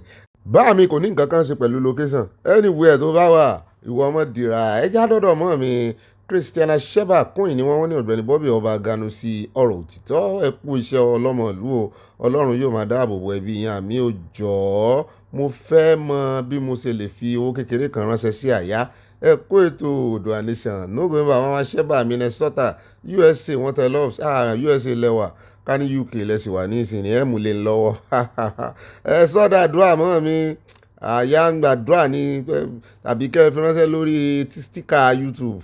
A ti wà lọ́dọ̀ bá mi Adésínà Ọládẹ́yìndé, wọ́n ní Ọ̀gbẹ́ni Bobby yóò dára fún ọdọọjọ́ alẹ́ àṣẹ o. Ó ti rí bí àwọn ènìyàn wa ṣe dọ̀wẹ́kẹ̀ pẹ̀lú ẹ nínú àtẹ̀jíṣẹ́ tí ó pa gbogbo wa lẹ́rìn. Bobby, ìdí tí èmi ṣe sọ wípé kí o má yọ àtẹ̀jíṣẹ́ kúrò nínú ìròyìn alágbolé yìí nìyí o. Bobby Olúwa kò ní padà lẹ́yìn ẹ̀. Àmì please turn over. Ok, àbá ń wájú àti ẹlẹ́yọ àtẹ̀jíṣẹ́ kúrò nítorí abalẹ̀ èèyàn olólùfẹ́ wa ni. At Olúyẹmísí Abígúnlé wọ́n ní ẹ̀ka alẹ́ o. Obi, this liar said US plots to remove Sharia from Nigeria will destroy Nigeria. Let it be removed first and let us see. Abi, we declare no Sharia in Nigeria. Come in peace. Hashtag no Sharia in Nigeria. Nigeria is not an Islamic nation. Wọ́n tẹ̀síwájú wọn ní, oh Lord, have mercy upon us in Nigeria. Look at small children running home from school because of the kidnappers. Shame on the terrorists and the sponsors in Nigeria. Shame on the Nigerian government too. At Báàmì Adésínà Ọládẹ́yìndé àti débi PTO, wọ́n ní Bobby nípa pásípọ̀tì kọ́ńtàtlẹ́sì kò kìí ṣe lótìtọ́ nítorí a ò rí owó san lẹ́yìn tí mo fíìlì fọ́ọ̀mù yẹn lórí ẹ̀rọ ayélujára. Èyí ló mú mi fíìlì fọ́ọ̀mù tí mo sì mú ọjọ́ àti agogo 12 ọ̀sán tí mo lọ fi ara hàn ní Ottawa, Canada. Mo sì débẹ̀ ní aago 9 òwúrọ̀. Wọ́n sì ní kí n wọlé jókòó. Nígbà tí ó di agogo 10 kù ìṣẹ́jú 15 mo ti kúrò ńbẹ̀ pápápá ni. Ní ọ̀sẹ̀ kejì tí mo ti bá pásítọ̀tì nínú àpótí lẹ́tà, mínísítà Lúbùnmi ń ṣe iṣẹ́ gidi ṣùgbọ́n àwọn àríjẹ nídìí ìbàjẹ́ ń ba iṣẹ́ rẹ̀ jẹ́. Bobby, ẹ̀rín ayọ̀ ló máa rín, ijó ayọ̀ lẹ́sẹ̀ rẹ ló máa jó títí láéláé. ṣẹ̀wá rí ìròyìn tán fi gbé wa débẹ̀ nú abala àtẹ̀jíṣẹ́. Kálá kò sábàlá àtẹ̀jíṣẹ́ yìí ní ìsìn a lè mọ̀ rí experience, direct experience ní bàbá wa fún wa pé àwọn ò rí contactless ṣe ṣùgbọ́n nígbà tán ṣe náà kò ju ọ̀sẹ̀ méjì lọ tán rí gbà. Bẹ́ẹ̀ náà ni mọ́ọ̀mí àti màámi wọn ní ìbá ọkọ̀ ẹlẹ́àmúnjẹ́ àní kí á jẹ́ kúrúkú tán Sátánì Sókótó tún mọ́wọ́ ẹ̀ sáwò. Amẹ́ríkà ń wá ìgbé ayé rere, ìrọ̀rùn àti àlàáfíà fún wa nípa fífi òpin sí òfin Sharia. Lẹ́yìn èyí ni Sátánì wá gbé owó ńlá sílẹ̀ fún ìgbélékè òfin Sharia búburú yìí. Ìmọ́lẹ̀ ti dé òkùnkùn Sátánì ẹ̀ paradà. Ambassador Aya wọ́n ní Kúndùsì at Màámi Àfipàkà Ibà Yape at Ìṣọ́adé Báàmí ní bàbá Ọbásanjọ́ ló ti dá wàhálà Sharia sílẹ̀ láti satisfy Northerners. Ilẹ̀ Yorùbá in general gain any benefit. Mọ́ọ̀mí Dorcas Odolo Àtúnmíṣe wọ́n ní Àsárì Dòkúbọ̀ ti fẹ́ máa ya wèrè díẹ̀díẹ̀. Wọn kò ní fẹ́ sọ òótọ́ nípa bàálù Air Force tó jábọ̀. Kò sí yàtọ̀ láàrin jàgídíjàgan Mùsùlùmí UK, ilẹ̀ Yorùbá, àwọn Ìgbò ìlú Èkó tí wọ́n fẹ́ gbalẹ̀. Oòduà nation going back from Providence, Rhode Island. At Màámi Àfipàkà Ibà Yape wọ́n ní obesity Àsárì Dòkúbọ̀ tún wá oil pipeline contract lọ́dọ̀ olódòdẹ ló ṣe ń sọ ìsọkúsọ lẹ́nu bí ẹja dídín òpònú àbí fún rádaràdà. A sì tún lè tún àmì fi sí lórí pé àbí fún rádaràdà, àbí fún rádaràdà. Media mogula yá Kúndùsì at Esther Dàdámọ́ mi ní Melamin is a liar. Malami, okay. He knows everything said about him. He was the chief organizer of part of evildoers when Buhari was the president. Òun gangan ni chief organizer. You are correct. Àtolójú rakọ̀rakọ̀ tó ń pera rẹ̀ ní Bruntai yẹn Ọlọ́run fi ìyà rẹ̀ jẹ́sẹ̀ tí ẹ̀ rí ìgbésẹ̀ tó gbé lòdì sí bàbá Sunday Igboho. Yóò jìyà rẹ̀ nílé ayé, yóò tún rí ìjẹ́ lálẹ́ kìámọ́. Ẹgbẹ́ àdọ́dọ̀ at Rachel Elúwọlé wọ́n ní ẹ̀ka ilẹ̀ ìbàlẹ̀ jẹ́dílì ibà confam it is so sad to see these little children running up and down the village. Ṣé ìlú ní Nàìjíríà ìṣá tí àánú àwọn ọmọ yìí ò ṣe wọ́n? Ẹkún gbọ̀n mi fún orílẹ̀-èdè yìí Yorùbá nation going back ẹkú iṣẹ́ ẹ wá àwọn ṣe ń tọ́jú àwọn ọmọdé ń bì níbi àtkanjú abẹ́ǹkó wọ́n ní exactly what we want. Kí ni ó ń jẹ́ Nàìjíríà? Kò nítumọ̀. Bẹ́ẹ̀ náà ni at Lara Olabode wọ́n ní imagine an immigrant requesting that the country change their flag due to diverse cultures, religions that the country has welcomed into their space. Do UK citizens go to other countries and request they change their flags because UK nationals have settled there? Kí kò rí bẹ́ẹ̀. Àwọn oníjàgídíjàgan yìí náà ni wọ́n fẹ́ change gbogbo ilé ayé. Ẹ jẹ́ àdọ́dọ̀ àti Michael Babs wọ́n fi sticker ránṣẹ́ sí wa o sọ̀wédowó YouTube àyà ni dúpẹ́ lọ́wọ́ yín pé àpò ṣàṣàmùrà ìgbẹ́ o àpò yín ò ní gbẹ. Mọ́ọ̀mí Kudirat Ọláníyàn wọ́n ní well done Ọ̀gbẹ́ni Bobby, well done to you too mọ́ọ̀mí, wọ́n ṣe nífẹ̀ẹ́ rẹ jogi. At Olúwọlé Àníkẹ́ wọ́n ní Ọ̀gbẹ́ni Bobby mi tó tọ́ oníròyìn tó yé kébù mọ́ọ̀mí ọ̀yẹ̀ yín orí mi wú bẹ́ẹ̀ ṣe kì mí, wọ́n ní ẹjọ́ ẹ sọ fún mi ẹlẹ́à ìyàwó yín kó lọ kọ́ bí ó ṣe máa ṣe lasagna food pẹ̀lú oúnjẹ tó gbọ́dọ̀ ṣe fún Christmas fún yín o, nítorí pé oúnjẹ gidi ni tàló òkè lasagna lẹ́fẹ̀ẹ́ sọ. Ok lasagna wọ́n bú sẹ́rìn Yorùbá nation no going back, wọ́n tẹ lọ́ọ̀fù sí a àti nǹkan panu àmàlàlà àwọn ọmọ ẹ̀jẹ̀ kí ló kàn wá pẹ̀lú oúnjẹ ìtàlù tá a ti sú a.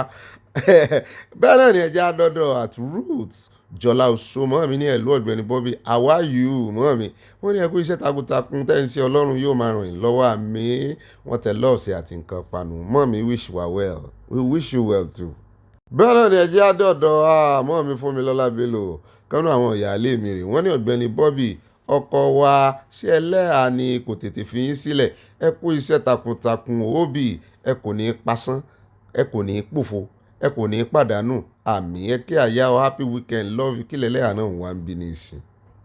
Ẹlẹ́à fún mi tó ti yá sáré fòdè bí wọ́n ní ẹ ṣeun màmí èmi ẹlẹ́à fún mi ni o, ẹ jẹ́ tètè mú mi lọ́rẹ̀ẹ́ kí n lè yọ orúkọ yín kúrò lára àwọn ìyáálé mi tí mo lọ́ọ́ fẹjọ́ ọmọ Solúwo. Ẹlẹ́à fún mi yìí wọn ò sì ń bẹ́ o. Ẹ̀jẹ̀ àdọ́dọ̀ ọmọ mi Victoria Badijo wọ́n ní happy weekend to everyone Obi and my cute aya, I have been waiting anxiously for today's news but so happy when it finally comes out. Ọ̀jẹ̀lú ló pọ̀jù Nàìjíríà. Ogun State roads were terrible. Oòduà nation no going back kásùn láyọ̀ wọ́n tẹ lọ́ọ̀sì àti nǹkan panu mórí wine mẹ́rin náà fi ṣe. Ẹ má bínú pé ròyìn yẹn létí lánàá ìrìn àjò láwa yìí o kò rí gbé wá délé. At Kemo Blonsky wọ́n ní Àsàrí Dòkúbọ̀ needs medical attention, ó ní ìdí ẹ̀ gan ni o, wọ́n ní ẹ̀jẹ̀ ríru ó ti súnmọ́lé fún ẹlẹ́nu tọ̀ọ̀kù orí gẹ̀dẹ̀mú bí àpò ẹ̀wà ẹ̀sùn mọ́ mi ọyẹ ẹ̀yẹn já lọ́dọ̀ mọ́ mi Dorcas Jalo wọ́n ní ojú fèrèsé láti London UK àti àjò ìyọjú lè ní ṣe ṣó ni. Bẹ́ẹ̀ náà ni olórí ọ̀dọ̀ white team wọ́n ní àyà ti sáná wọlé fún ètò olóyinmọ́mọ́ wa ti ọjọ́ àbámẹ́ta tòní. Ọ̀gbẹ́ni Bobby ẹ kú ètò, kí Olúwa bùkún gbogbo wa kí ó sì sí Nàìjíríà kó sọ Nàìjíríà dọ̀tun àrò ọ̀tún táwa ń wánu Nàìjíríà ni pé ká kú òǹbẹ̀. At fún mate hair braiding ẹlẹ́yà mi nù aya tó mọ yìí ọmọ ya yìí wọ́n tún fún àyà lówó wípé àyà ó yá mo fi domi tútù wájú mo bá ń tọ́jú ọ̀gá rẹ o. Àwọn ìyàwó tí ń ṣiṣẹ́ rì kì í ṣe housewife. Yọ yẹ yín sẹ́ gbogbo ẹ̀yin mọ́ mi tó wà ń bí tí ẹ fi mí sáàárín tẹ́ ẹ fìfẹ́ hàn mí yọ yẹ yín kò ní yẹ ẹ lẹ̀ yọ yẹ yín tìrantìran. Mọ́ mi Jẹ́mílà Àgbájé wọ́n sòdodo ọ̀rọ̀ kan bí o wọ́n ní kò sẹ́ni tó lè rí ìjọba Nàìjíríà ṣe ń tà ń sọnù Nàìjíríà ti tán scam ní Nàìjíríà Yorùbá nation la fẹ́.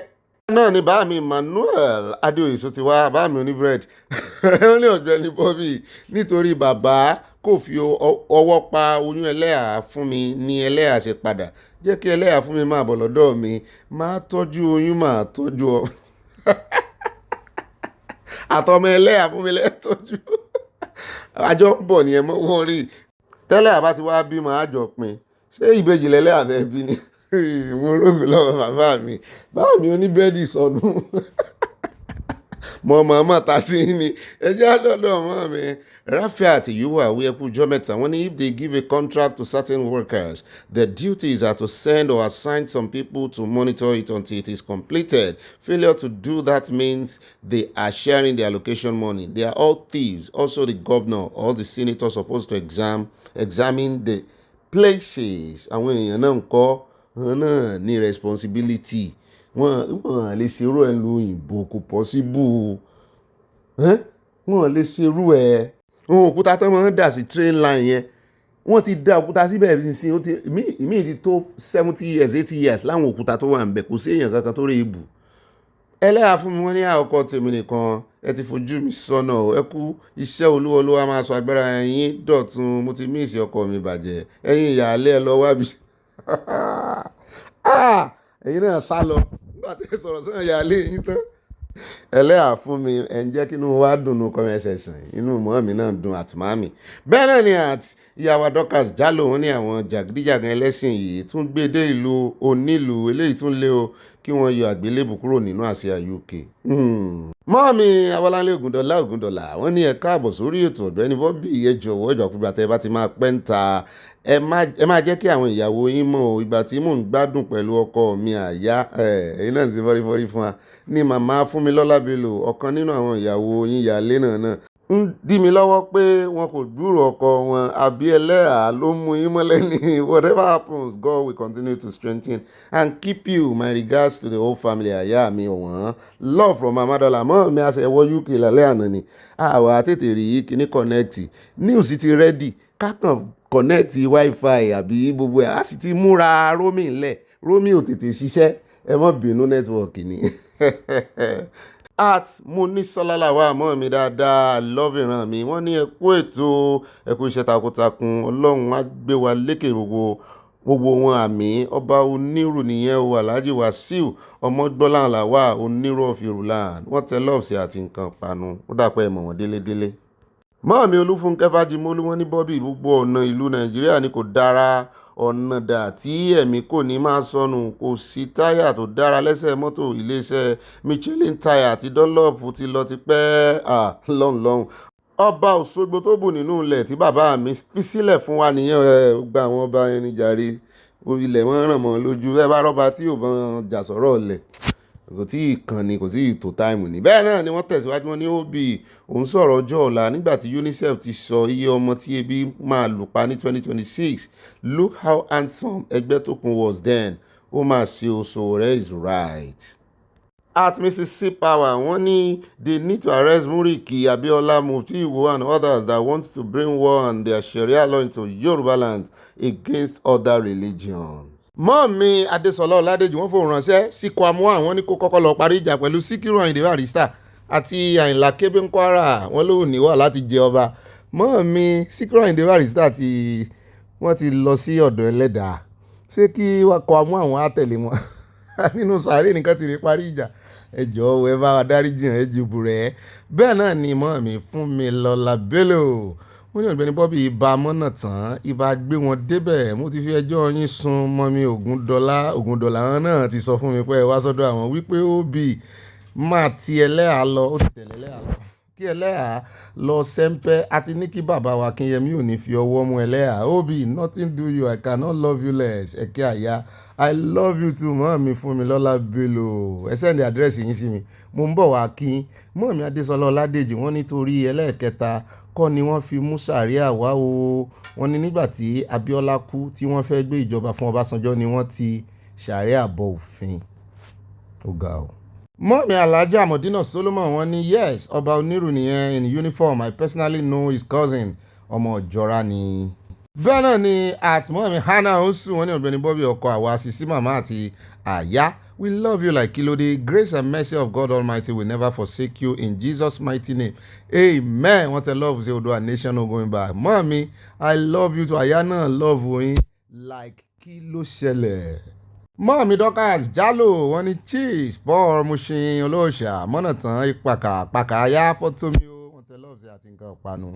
Mọ́mí Lújẹ̀sà Elizabeth Oyèníyà àríyá wọ́n ní Ọ̀gbẹ́ni Bobby èrè ibà láyà púpọ̀ ibà kà síwájú. What happened tonight? You came up very late. Why are they paying for position in Ekiti State? Let's wait for Buhala. He's coming back for another fabulous hero. I want to love you from Dallas, Texas. Odua nation no going back. Ẹ sá fọwọ́ wọnú apẹ́ díẹ̀ lánàá lóòótọ́. Change of time ni ó tún dàrú máa lójú. Táàfì dé UK 1 hour ahead ni. Ogbo ẹ̀ bá kúkú di wọ̀rọ̀ nkọ̀tọ̀. At T-Boy wọ́n ní this Murik need to be arrested as part of the bandit sponsor in Yoruba land. Why are Yoruba deceiving themselves? This Murik is a Fulani in Yoruba skin and Yoruba are looking at him like he's not a threat himself. Yoruba lẹ́pẹ́ tẹ́ẹ̀ fi dá lálẹ́ gàràgà bá a sì mọ́ ń wọra wa ràn nù tí nǹkan fi bọ́ sórí. Ẹ jẹ́ àlọ́ ẹ ṣe ń bá mi ẹ jẹ́ àlọ́ sí ọ̀dọ̀ Mọ́ọ̀mí Àrìnadé wọ́n ní hello Mr. Bobby how are you Mọ́ọ̀mí? The local government officials are responsible for supervising road construction, although residents can also report any illegal excavation in their communities. Ẹlẹ́à ń ṣe ẹ̀kẹ́ ìbú ni wọ́n ṣe lé wọn padà ẹ kú iṣẹ́ wọn tẹ lọ́ọ̀fù sí a ẹlẹ́yà ìjókòó bí kan wọ́n ń tọ́jà bẹ́ẹ̀ náà ni ẹja dọ́dọ̀ ọmọ bá mi Emmanuel Adéoyè só ti wá ọ̀pọ̀ ẹlẹ́yà mú ní Ọ̀gbẹ́ni Bobby ṣé ìyàwó tó bá fi ẹ́ sílẹ̀ ṣé wàá tún máa fi owó ẹ̀tọ́jú rẹ̀ lẹ́yìn tí obìnrin náà bá ti lọ fẹ́ lòmíràn ni ọmọ ló dà yín pọ̀ ìmúrúgùn lọ́wọ́ bàbá mi ní búrẹ́dì ọmọ ló máa tọ́jú ọmọ ní kí n gbà. bákan náà ní USA àti gbogbo àgbáyé ẹ má bà ọkùnrin Nàìjíríà jẹ́ o ṣé gbogbo obìnrin Nàìjíríà náà ló dára obìnrin tó bá sọ pé ó dàárọ̀ ọmọ rẹ̀ ló máa tọ́jú o kì í ṣe gbogbo ọkùnrin ni kò dára ó dáa mo kọ́rọ̀ mi jẹ ẹ ṣe òótọ́ ni wọ́n tẹ lọ́ọ̀fù sí àti nǹkan panu àgbà búrẹ́dì lọ́wọ́ yín mọ́ ẹ̀rì mọ́ fi búrẹ́dì bẹ̀lẹ́ à búrẹ́dì àtomi tàbí tíì lifting olówó ń fàdúró ẹ má fi mílìkì sí o. Mọ́mí Rafiat Yuwa wọ́n ní I hope President Trump condemns Sharia law in the whole of Nigeria and also separate the north, east, south so they develop their own independently. Kóníkálùkù gba nation ẹ̀. Àtfẹ́mi Bọ́sẹ̀dé ibà Fẹ́mi lóye wọ́n fi àtẹ̀jíṣẹ́ stíkà YouTube ránṣẹ́ sí àyà ǹjẹ́ òótọ́ ẹ̀mẹ́ta báwọn ìkan rèé. N ò sọ ìmí ìtúnlélẹ́yìn náà at different time ni o.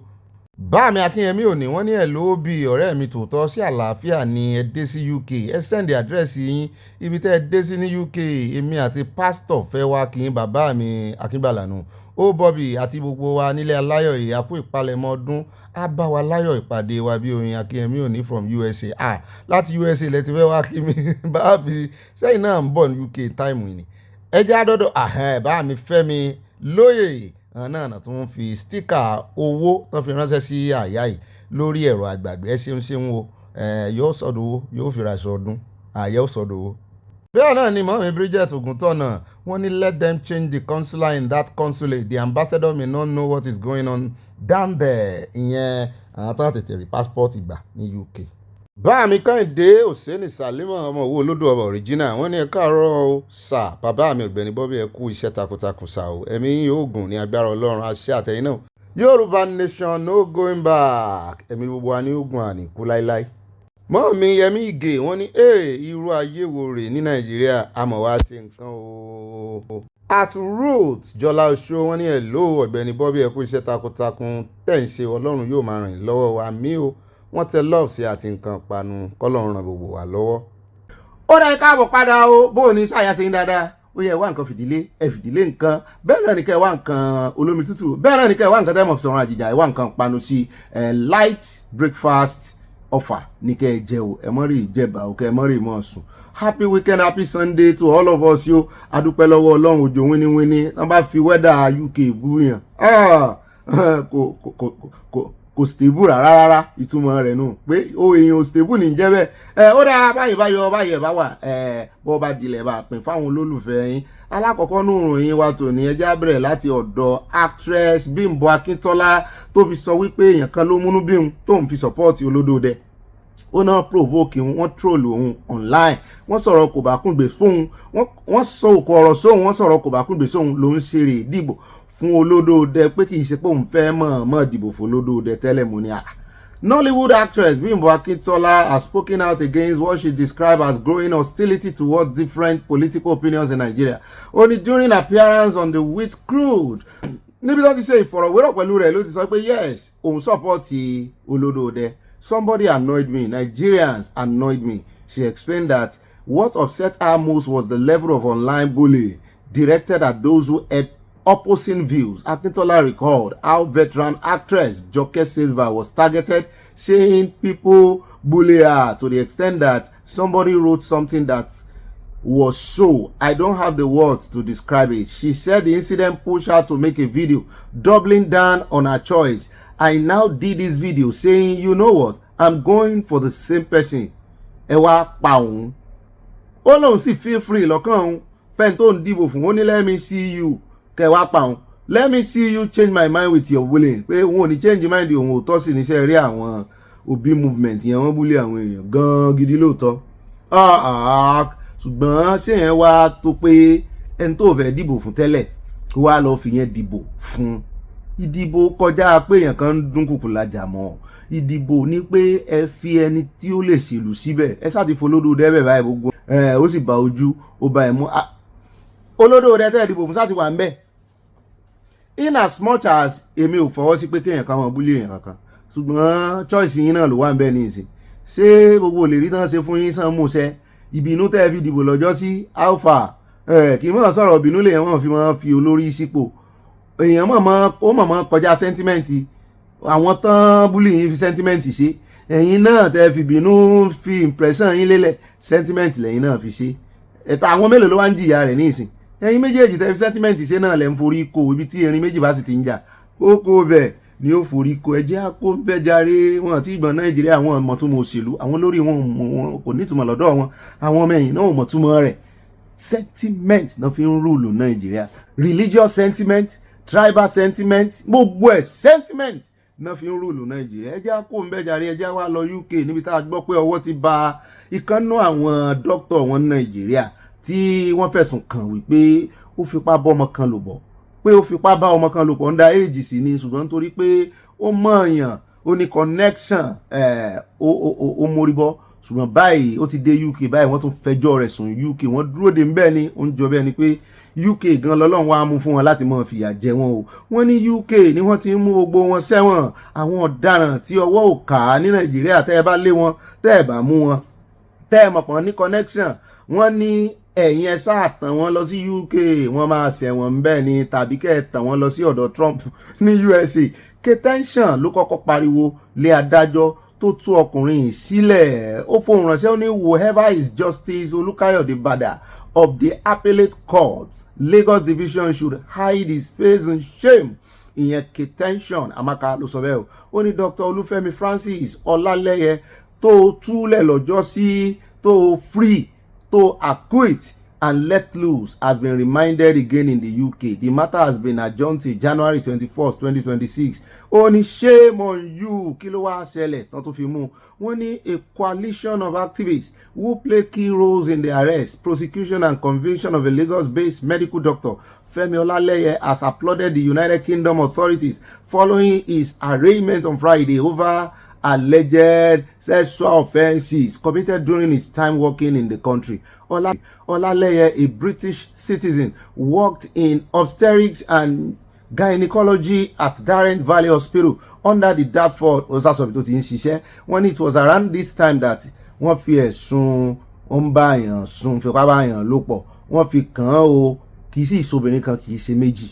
Wọ́n ní nínú ìkéde tán fi léde lọ́jọ́ Saturday lánàá wọ́n ní wọ́n sọ wípé ìgbésẹ̀ yìí ó ti vindicate gbogbo àwọn obìnrin tó yàn jẹ o wọ́n ní a long-standing position on the accusation against the doctor and commended the Kent police for the arrest, detention and arraignment that has now led to his remand until January 2 wọ́n náà ti fi sẹ́wọ̀n wọ́n ní ó dọdún tí ń bọ̀ kan tó bẹ̀rẹ̀ trial rẹ̀ when trial is expected to commence. In a joint statement issued on Saturday, veteran actress àti Soyun wọ́n tiẹ̀ ní justice kan adájọ́ kan Nàìjíríà ìyẹn Justice Oshodi ti kọ́kọ́ sentence Ọlálẹ́yẹ to life imprisonment fún ẹ̀sùn fífipá báyàn lò pọ̀ yìí. Wọ́n ní kí ilé ẹjọ́ kòtẹ́milọ́rùn tó wá túlẹ̀ o. Wọ́n ní àwọn activist àwọn ajàfẹ́tọ̀ọ́mọnìyàn ní UK náà wá gbégbèsè báyìí o tó tún fi wọ wàhálà. Wọ́n ní truly with the likes of Justice Oshodi on the bench wọ́n ní the judiciary is the last hope of common man.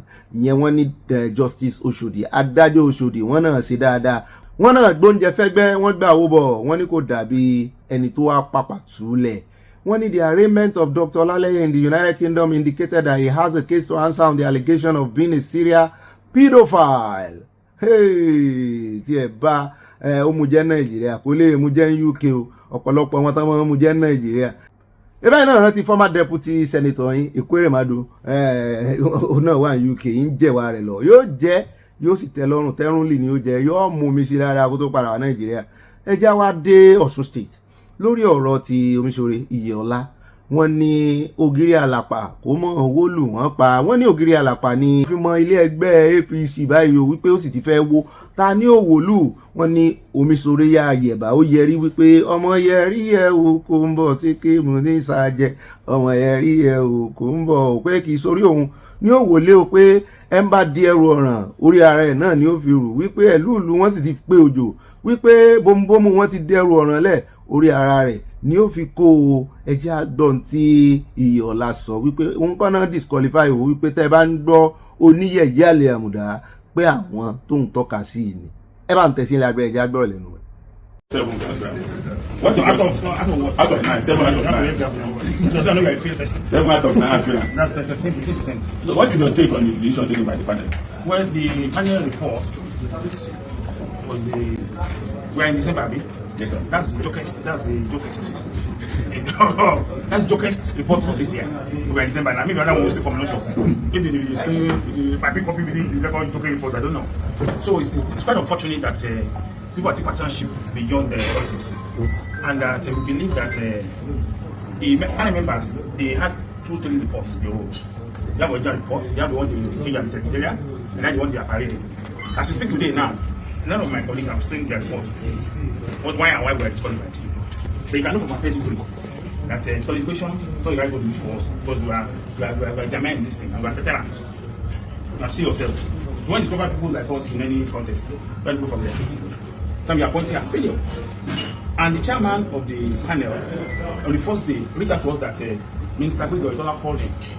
They got discover all of us. That because his candidate is lucky.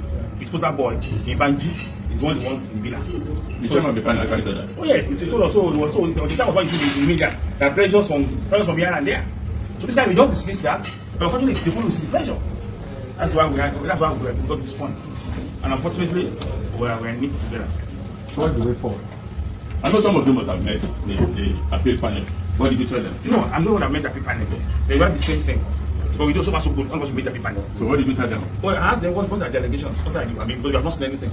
We are not written. So what are the reasons of the disqualification? They have mentioned the nominators of 5 local government. And the law says that you allege this was both. That's how. So they're supposed to after Gumbi in local government, so out of 5, 2 are members. Out of 7 local government, 2 are members. It's not available. And the panel don't have it as well. Even the screen panel doesn't have these members too. So just the way out, maybe it is time they wanted to use it. Or for them, it's only one person. They will use another method because these are multiple disqualifications.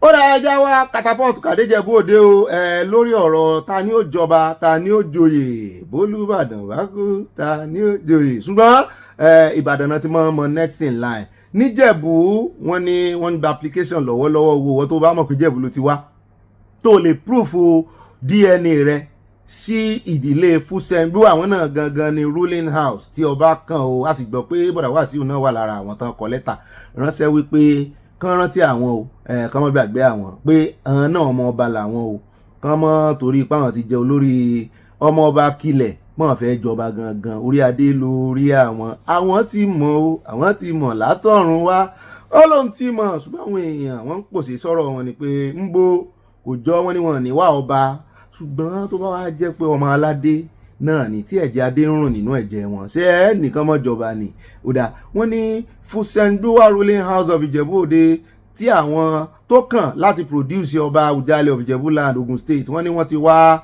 dá èsì padà fún Fuji musician Wasiu Ayinde popularly known as Comm wípé kó wá complete the family's royal lineage data. Wọ́n ti fi fọ́ọ̀mù ránṣẹ́ wípé kó complete fọ́ọ̀mù láti establish láti fìdí ẹ̀ múlẹ̀ wípé is a legitimate member of a ruling house pé àwọn fẹ́ mọ̀ bóyá ìdílé ọba ló ti wá àwọn ò fẹ́ fi àtọ̀rìn wá jọba. Wọ́n ní the chairman of the ruling house and former national president of the Institute of Chartered Accountants of Nigeria Abdulateef Owóyẹmí tó sọ fún àwọn oníròyìn lọ́jọ́ Saturday lánàá pé only bona fide member of the family will be allowed to participate in selection process. However, Owóyẹmí explained that the olórí ọmọọba of Ìjẹ̀bú-Land had been directed to complete the Fúsẹ́ńbú ruling house royal lineage data form.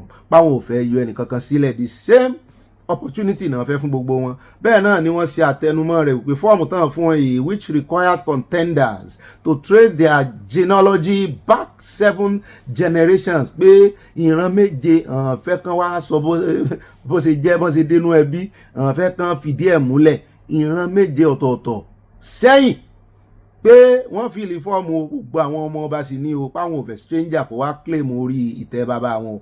Wọ́n ní the first step for anyone interested in contesting for the Awujale throne is to declare their lineage by filling the standard Fusendua ruling house royal lineage data form. Once confirmed as a legitimate member of the ruling house, they can then apply for the expression of interest form. We have told him, just like everyone else interested in the Awujale throne, that the first step is to declare lineage. He will do this by completing the royal lineage data form showing his full name, which parents and grandparents he descends from, and continue up to 7 generations. The completed form will be signed and submitted to the head of the ruling house unit of the Fusendua ruling house, who will affirm that is a genuine member.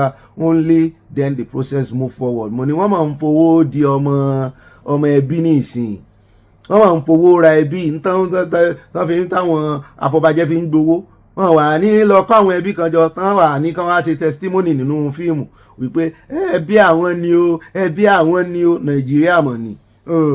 Ṣùgbọ́n gbogbo ohun tó bá gbà láàfún oúnjẹ bí ẹni pé gbogbo ọ̀nà tí bọ̀dá wà sí ìhùmọ̀ ni wọ́n fẹ́ tọ̀, gbogbo connection tàn ní pàápàá jùlọ sólódò òde gbogbo àná la mọ̀ wípé wọ́n ní connection síbẹ̀. A sì mọ̀lé ìwé ìròyìn olódò òde náà, àbí ká sọ wípé ilé ìwé ìròyìn tí ó olódò òde náà là á pè mọ́jẹ̀ ayé gbogbo bẹ̀ làwọn náà ti ń lọ tá a ti ń rí àwọn sọ̀rọ̀sọ̀rọ̀ lórí gbogbo àwọn ẹ̀rọ móhùnmáwòrán àti ti asọ̀rọ̀mọ́gbèsì tán sì ń sọ̀rọ̀ lórí ọ̀rọ̀ yìí tó sì ń jọ bí ẹni wípé wọ́n ń ṣe promotion ọ̀fẹ́ lófò fún bọ̀dà Wàsíù. Ẹ gbọ́ ẹ jẹ́ àgbọ̀ discussion wọn ní TVC. Okay. A lot of us all over the country are interested in who succeeds, the Oba that ruled for 65 years and left to meet his ancestors. And I think if you look at this story of Ijebu-Ode, it dates back to about 1450 when they had the first Awujale, Obanta. So that's a long history.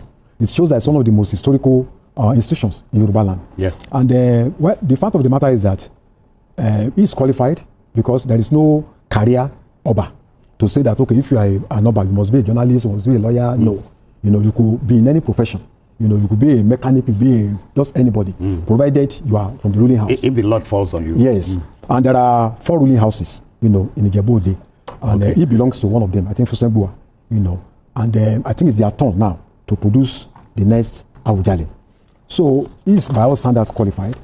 According to tradition, he has been the aspirant, I think about 4 of them, have been asked to go and fill a form to prove their genealogy to the past 7 generations. That means you have to state the father of this, the father of that, and all that. Then when you count it about 7 generations to prove that you belong to that ruling family. And then once you're able to meet the requirement, automatically you are qualified to be the Awujale of Ijebu land. By tradition, it is the Ifa that should pick.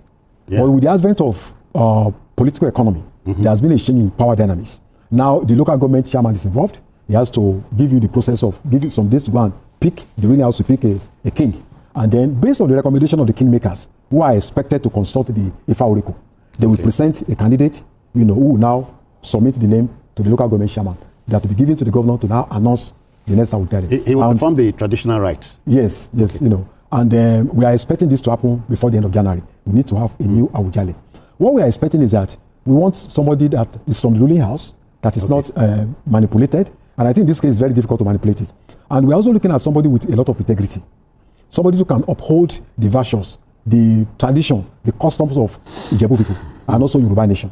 In the past years, we have had some very good Obas. We have also had some people that are a huge embarrassment, to culture.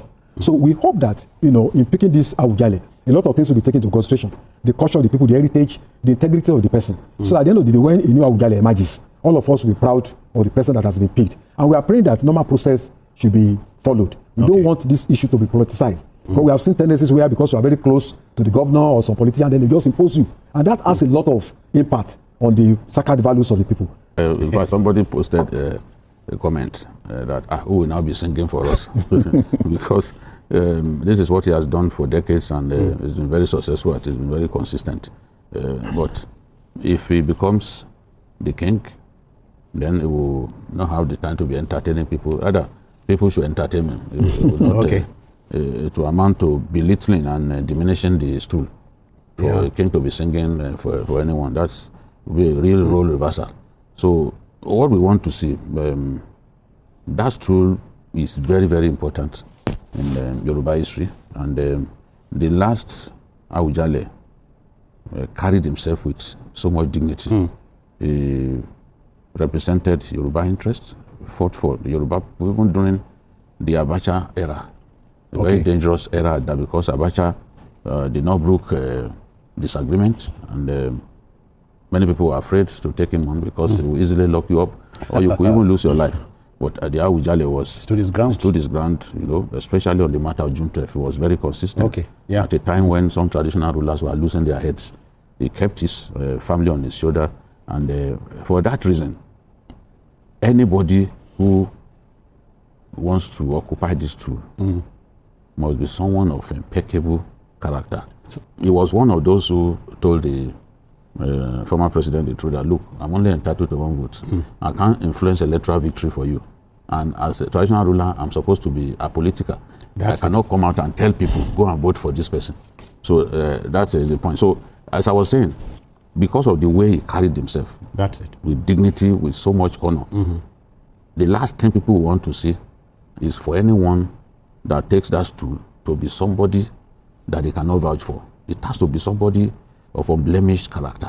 That is the way the respect, the regard that people have for that stool will be retained, will be sustained. So in this case, we don't want to see people, just as he said, Wale said, we don't want people to simply use political leverage or even financial leverage. ṣùgbọ́n lọ́rọ̀ kan wọ́n ní kì í sàn nìkan o, wọ́n ní legally the government then has 21 days to conduct background checks. Wọ́n láwọn náà ó yẹ̀ wò, àwọn ó ṣe security clearance. Ó dà ẹlòmíì náà tún ti wá fi èròǹgbà rẹ̀ hàn tó sì jẹ́ tó lámìláàka ní ilẹ̀ Ìjẹ̀bú. Wọ́n ní the contest of the throne of Awujale of Ìjẹ̀bú land has continued to gather steam as ophthalmic surgeon, àwọn onímọ̀ bọ́sí wọn lakùn la ẹ̀yà ara èèyàn, àwọn onímọ̀ ìṣègùn lélẹ̀ surgeon gidi ni wọ́n sì sọ wípé kàríà rẹ̀ búrẹ̀kẹ̀. Ọ̀túnba Adékúnlé Hasan náà formally wọ́n ti declare wípé àwọn ní interest láti jẹ́ Awujale ti Ìjẹ̀bú. Hasan made his declaration at the historic Igboburo compound, where princesses, chiefs, and prominent figures in Ijebu land gathered to witness what many describe as a strong bid for the revered stool. The Awujale throne became vacant on the July 13 lẹ́yìn ìgbà tí ọba Síkírù Adétọ̀nà kú ó tán ti jọba fún 65 years.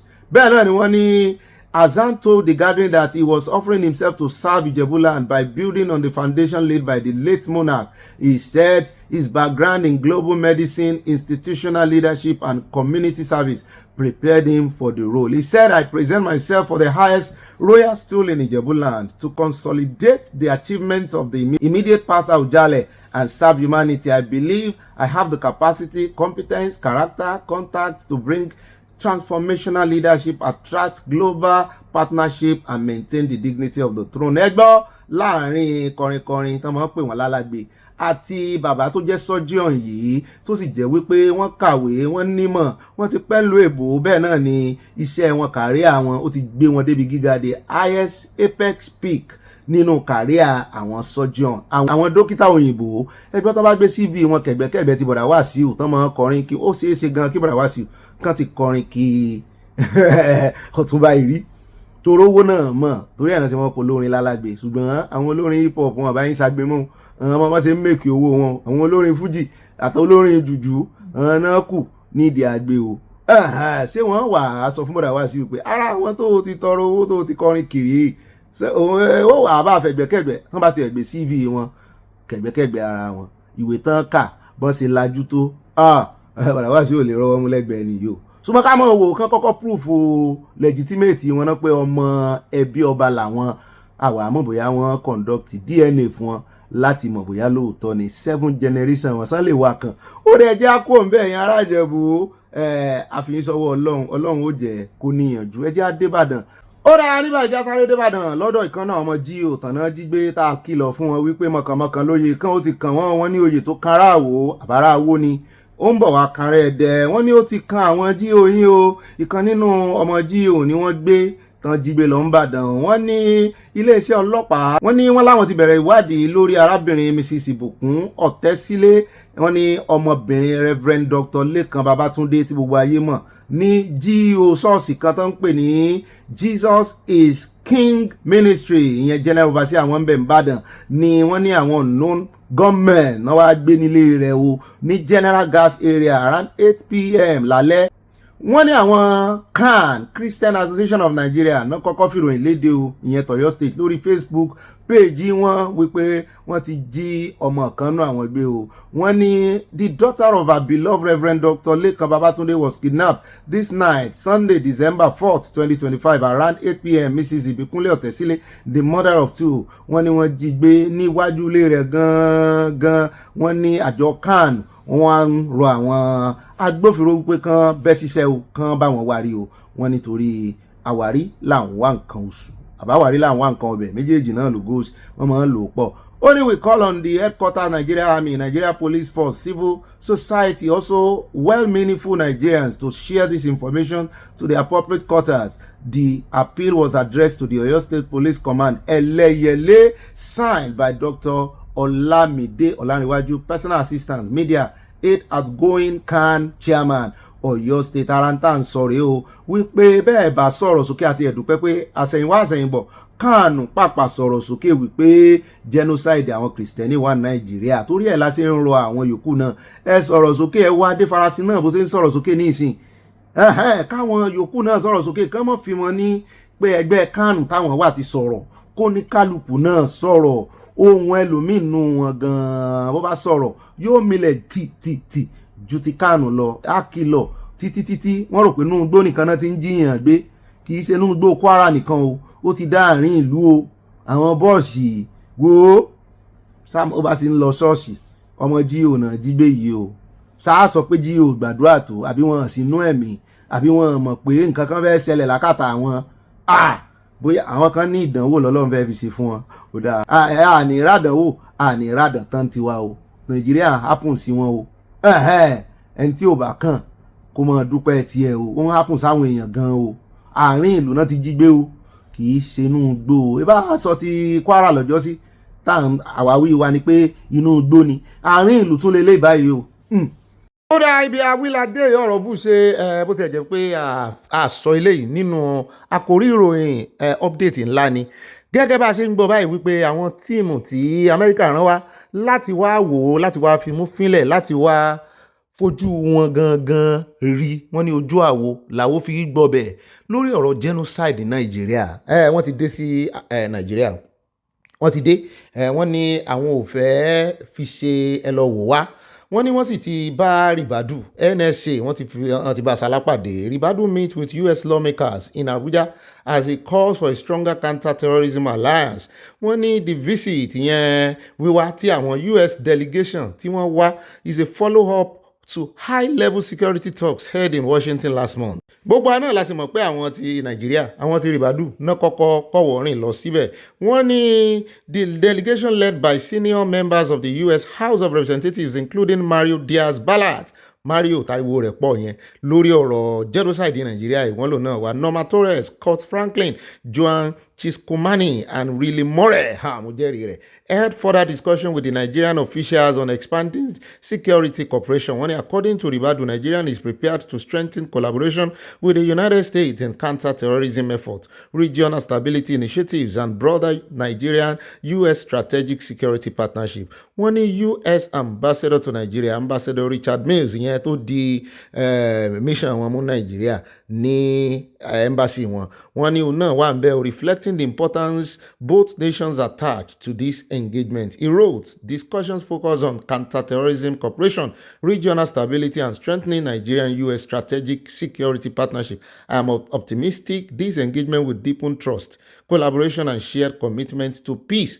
and security. Bó tilẹ̀ jẹ́ wípé àwọn tán wà iná ariwo wọn wọ́n ní ó ń gòkè sí, wọ́n sì ń sọ pé Nàìjíríà ò tí ì dẹ́kun wọn àti ẹ̀ tí ìrojú tù sí ọ̀rọ̀ insecurity. Ẹ̀rù wá ń bá àwọn èèyàn, ẹ̀rù ń bá àyà náà wípé àwọn tó wà ní ìsìn ṣé àwọn ará bí ò ní gbẹ̀yìn gbẹ̀bọ̀jẹ́, sàn ní bribe wọn, sàn ní ìsìnkú ní irọ́ tí ò mú wọn gbàbẹ̀ tẹ́lẹ̀ látijọ́ yìí táriwo fi pọ̀ tí wọ́n dẹ̀ sì ń dúró lórí ẹsẹ̀ wọn àti lórí ọ̀rọ̀ wọn wípé kí nàìjíríà ṣẹ̀tọ́ àti wípé wọn tí yọ nàìjíríà kúrò nínú CPC yẹn kàtígórì tí wọ́n fi nàìjíríà sí of particular concern. Ẹ mọ́ bẹ̀rù, ẹ mọ́ wo tèmi kan ni wípé wọ́n ní bọ́n ṣe wáyé wọ́n ní kì í ṣe ọ̀dọ̀ ìjọba nìkan náà ti dúró, wọ́n ní intelligence wọn gan ti wà nàìjíríà already. Bẹ́ẹ̀ náà ni wọ́n ní àwọn tó jẹ́ mission wọn nàìjíríà US Embassy àti mission wọn diplomatic mission wọn wọ́n láwọn náà sọ díẹ̀ fún wọn bẹ́ẹ̀. Bẹ́ẹ̀ náà ni wọ́n ní wọ́n meet àwọn tí ọ̀rọ̀ kan gangan, ìyẹn àwọn tí kìíní gangan bá wọ́n máa lọ síbẹ̀.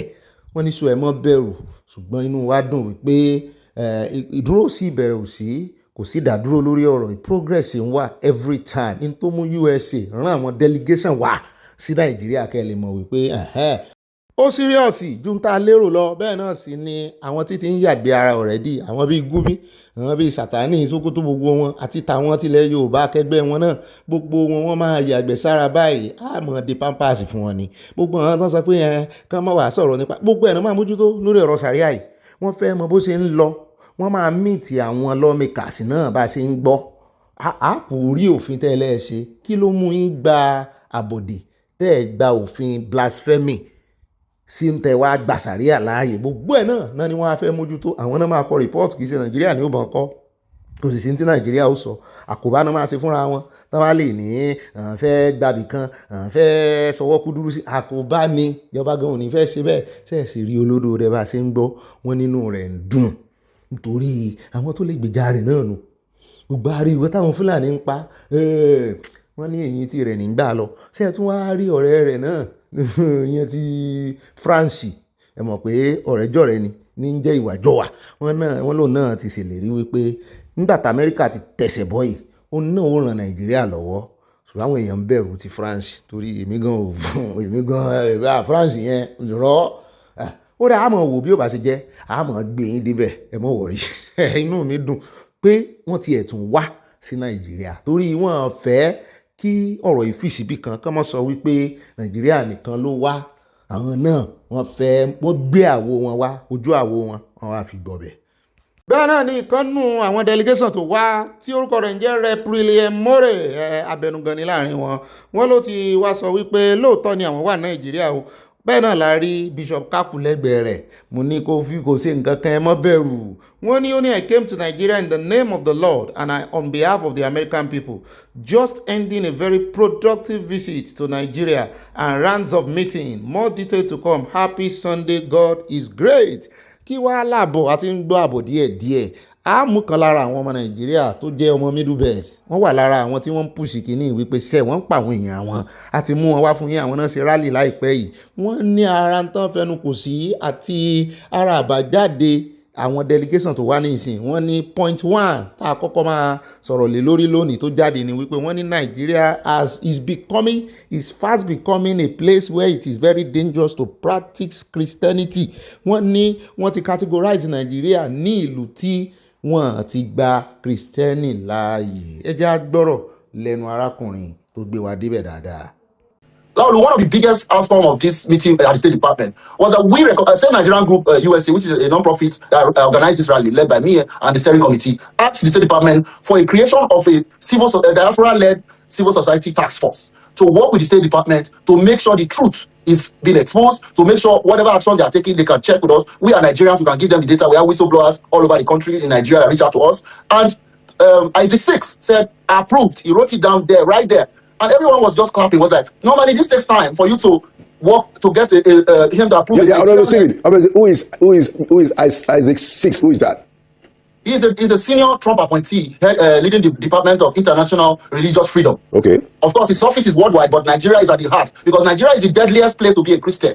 More than 7,000 Nigerians have been killed between January 1st and August. Over 100,000 killed. That is around that count. As a matter of fact, Open Doors have the 52,000 already documented and verified. So the names are there, the mass graves are there. So nobody in the world is going to think that this can be washed away. And one of the mistakes our government in Nigeria may make is to continue to lie that others are being that is not only Christians. You are indicting yourself because the role of a government is the protection of life and property. So you are saying that same Nigerian group and others in America are lying that Christians are being that is not only Christians. Should anybody be? So I did recommend during this meeting that Nigeria should consider going back to our original constitution that was agreed upon when we started this country. As a matter of fact, I believe that the 1999 constitution started with a lie. It said we the people. I wasn't there. Laolu, you weren't there. We did not agree on this 1999 constitution. We got an imposition. So it starts with a lie. How about we return to regional government where we can have parliamentary system so that regions can protect themselves, so that our friends and brothers in the north can have their practices. We in the south can have our go to church in peace. What happened in Kwara, the CSC church? It's an eye opener. Everybody going to church today in Nigeria is not safe because they can invade your church and kill you. So those are the things we laid out in the State Department. And the Office of the International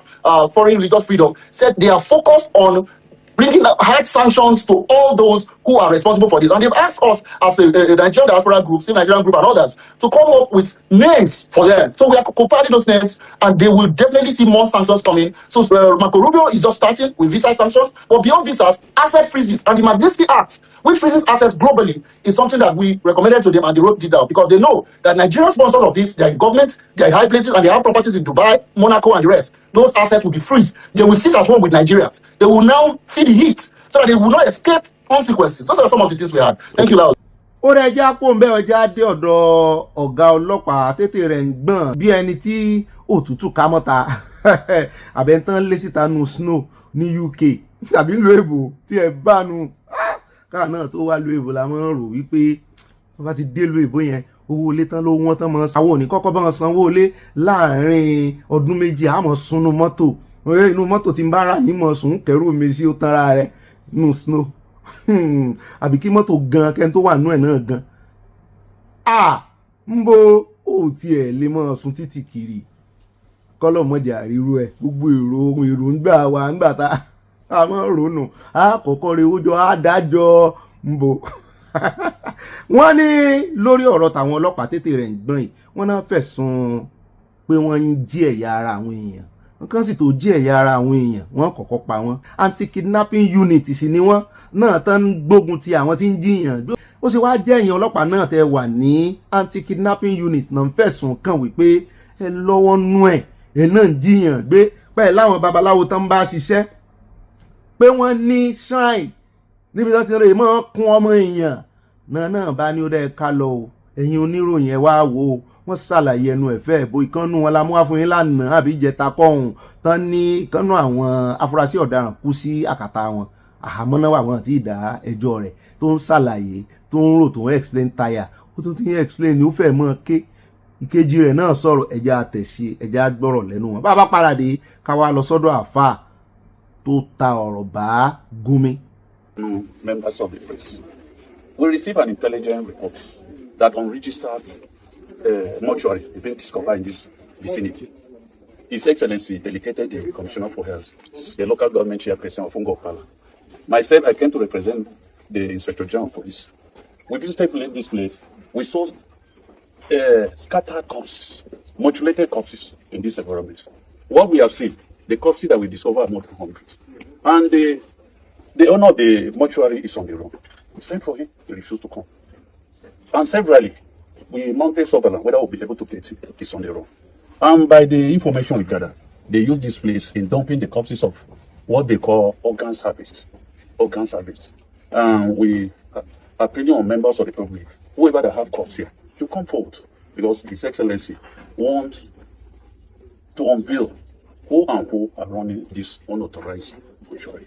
Because it's been in existence. It's now that we discover it. And by His grace, we arrest the suspects, and he's going to face the full wrath of the law. Thank you. But are you by this as declaring him wanted? We have already declared him wanted. He's on the road. You do not see anything here. And this health hazard. And by His grace, the Commissioner of Health is here. The pathologist is here. We may soon make a mass burial. Okay. Because it's constituting health hazard of this village. So why you do that? Are you going to seal up this environment? I think the Excellency want to even destroy the whole facility after obtaining legal order. Okay, let's speak to the Commissioner for Health. Members of the press.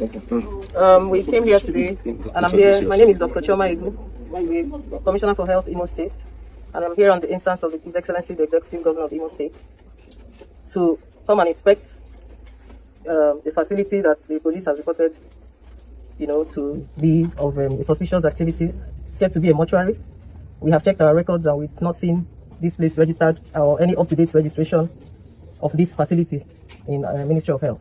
So we've come here to inspect and we found a lot of hundreds of dead bodies, decomposed, not taken care of. There's nothing to show that this place is a mortuary. There's nothing happening here, or even if you look at the corpses, there's nothing to show that there's any way they were trying to preserve them. So we are declaring this place a place of public health concern. It is hazardous to the environment, and we advise when we get back, we'll sit down and then we'll put down our report and then we'll advise His Excellency. Thank you. Let's talk with the pathologist. Let's talk with him. Is that the pathology? Yes. Can you tell us, from the professional point of view, what did you observe here? What did you observe? What are your observations? Yeah, good afternoon, members of the press. Introduce yourself to the press. I'm Dr. Baja of the Imo State Specialist Hospital, Owerri. I'm here on the instance of the Commissioner who invited me to come and ascertain the state of preservation of the corpses here in this so-called morgue. I also came on the instance of the Honorable Commissioner for Police. Incidentally, I was so astonished when I got here because the level of preservation, there's no level of preservation of the corpses. They are in total state of unfair preservation, and the most of the bodies are mutilated and in a very terrible state of preservation. So, and even the environment does not depict an environment where bodies should be kept. Inspection of the unit's facilities in Owerri, the command's public relations officer, Henry Okoye, briefed journalists as well as civil society groups and human rights activists, saying the unit operates with full transparency and has nothing to hide. He urged members of the public to disregard what he describes as unfounded claims aimed at tarnishing the image of the command.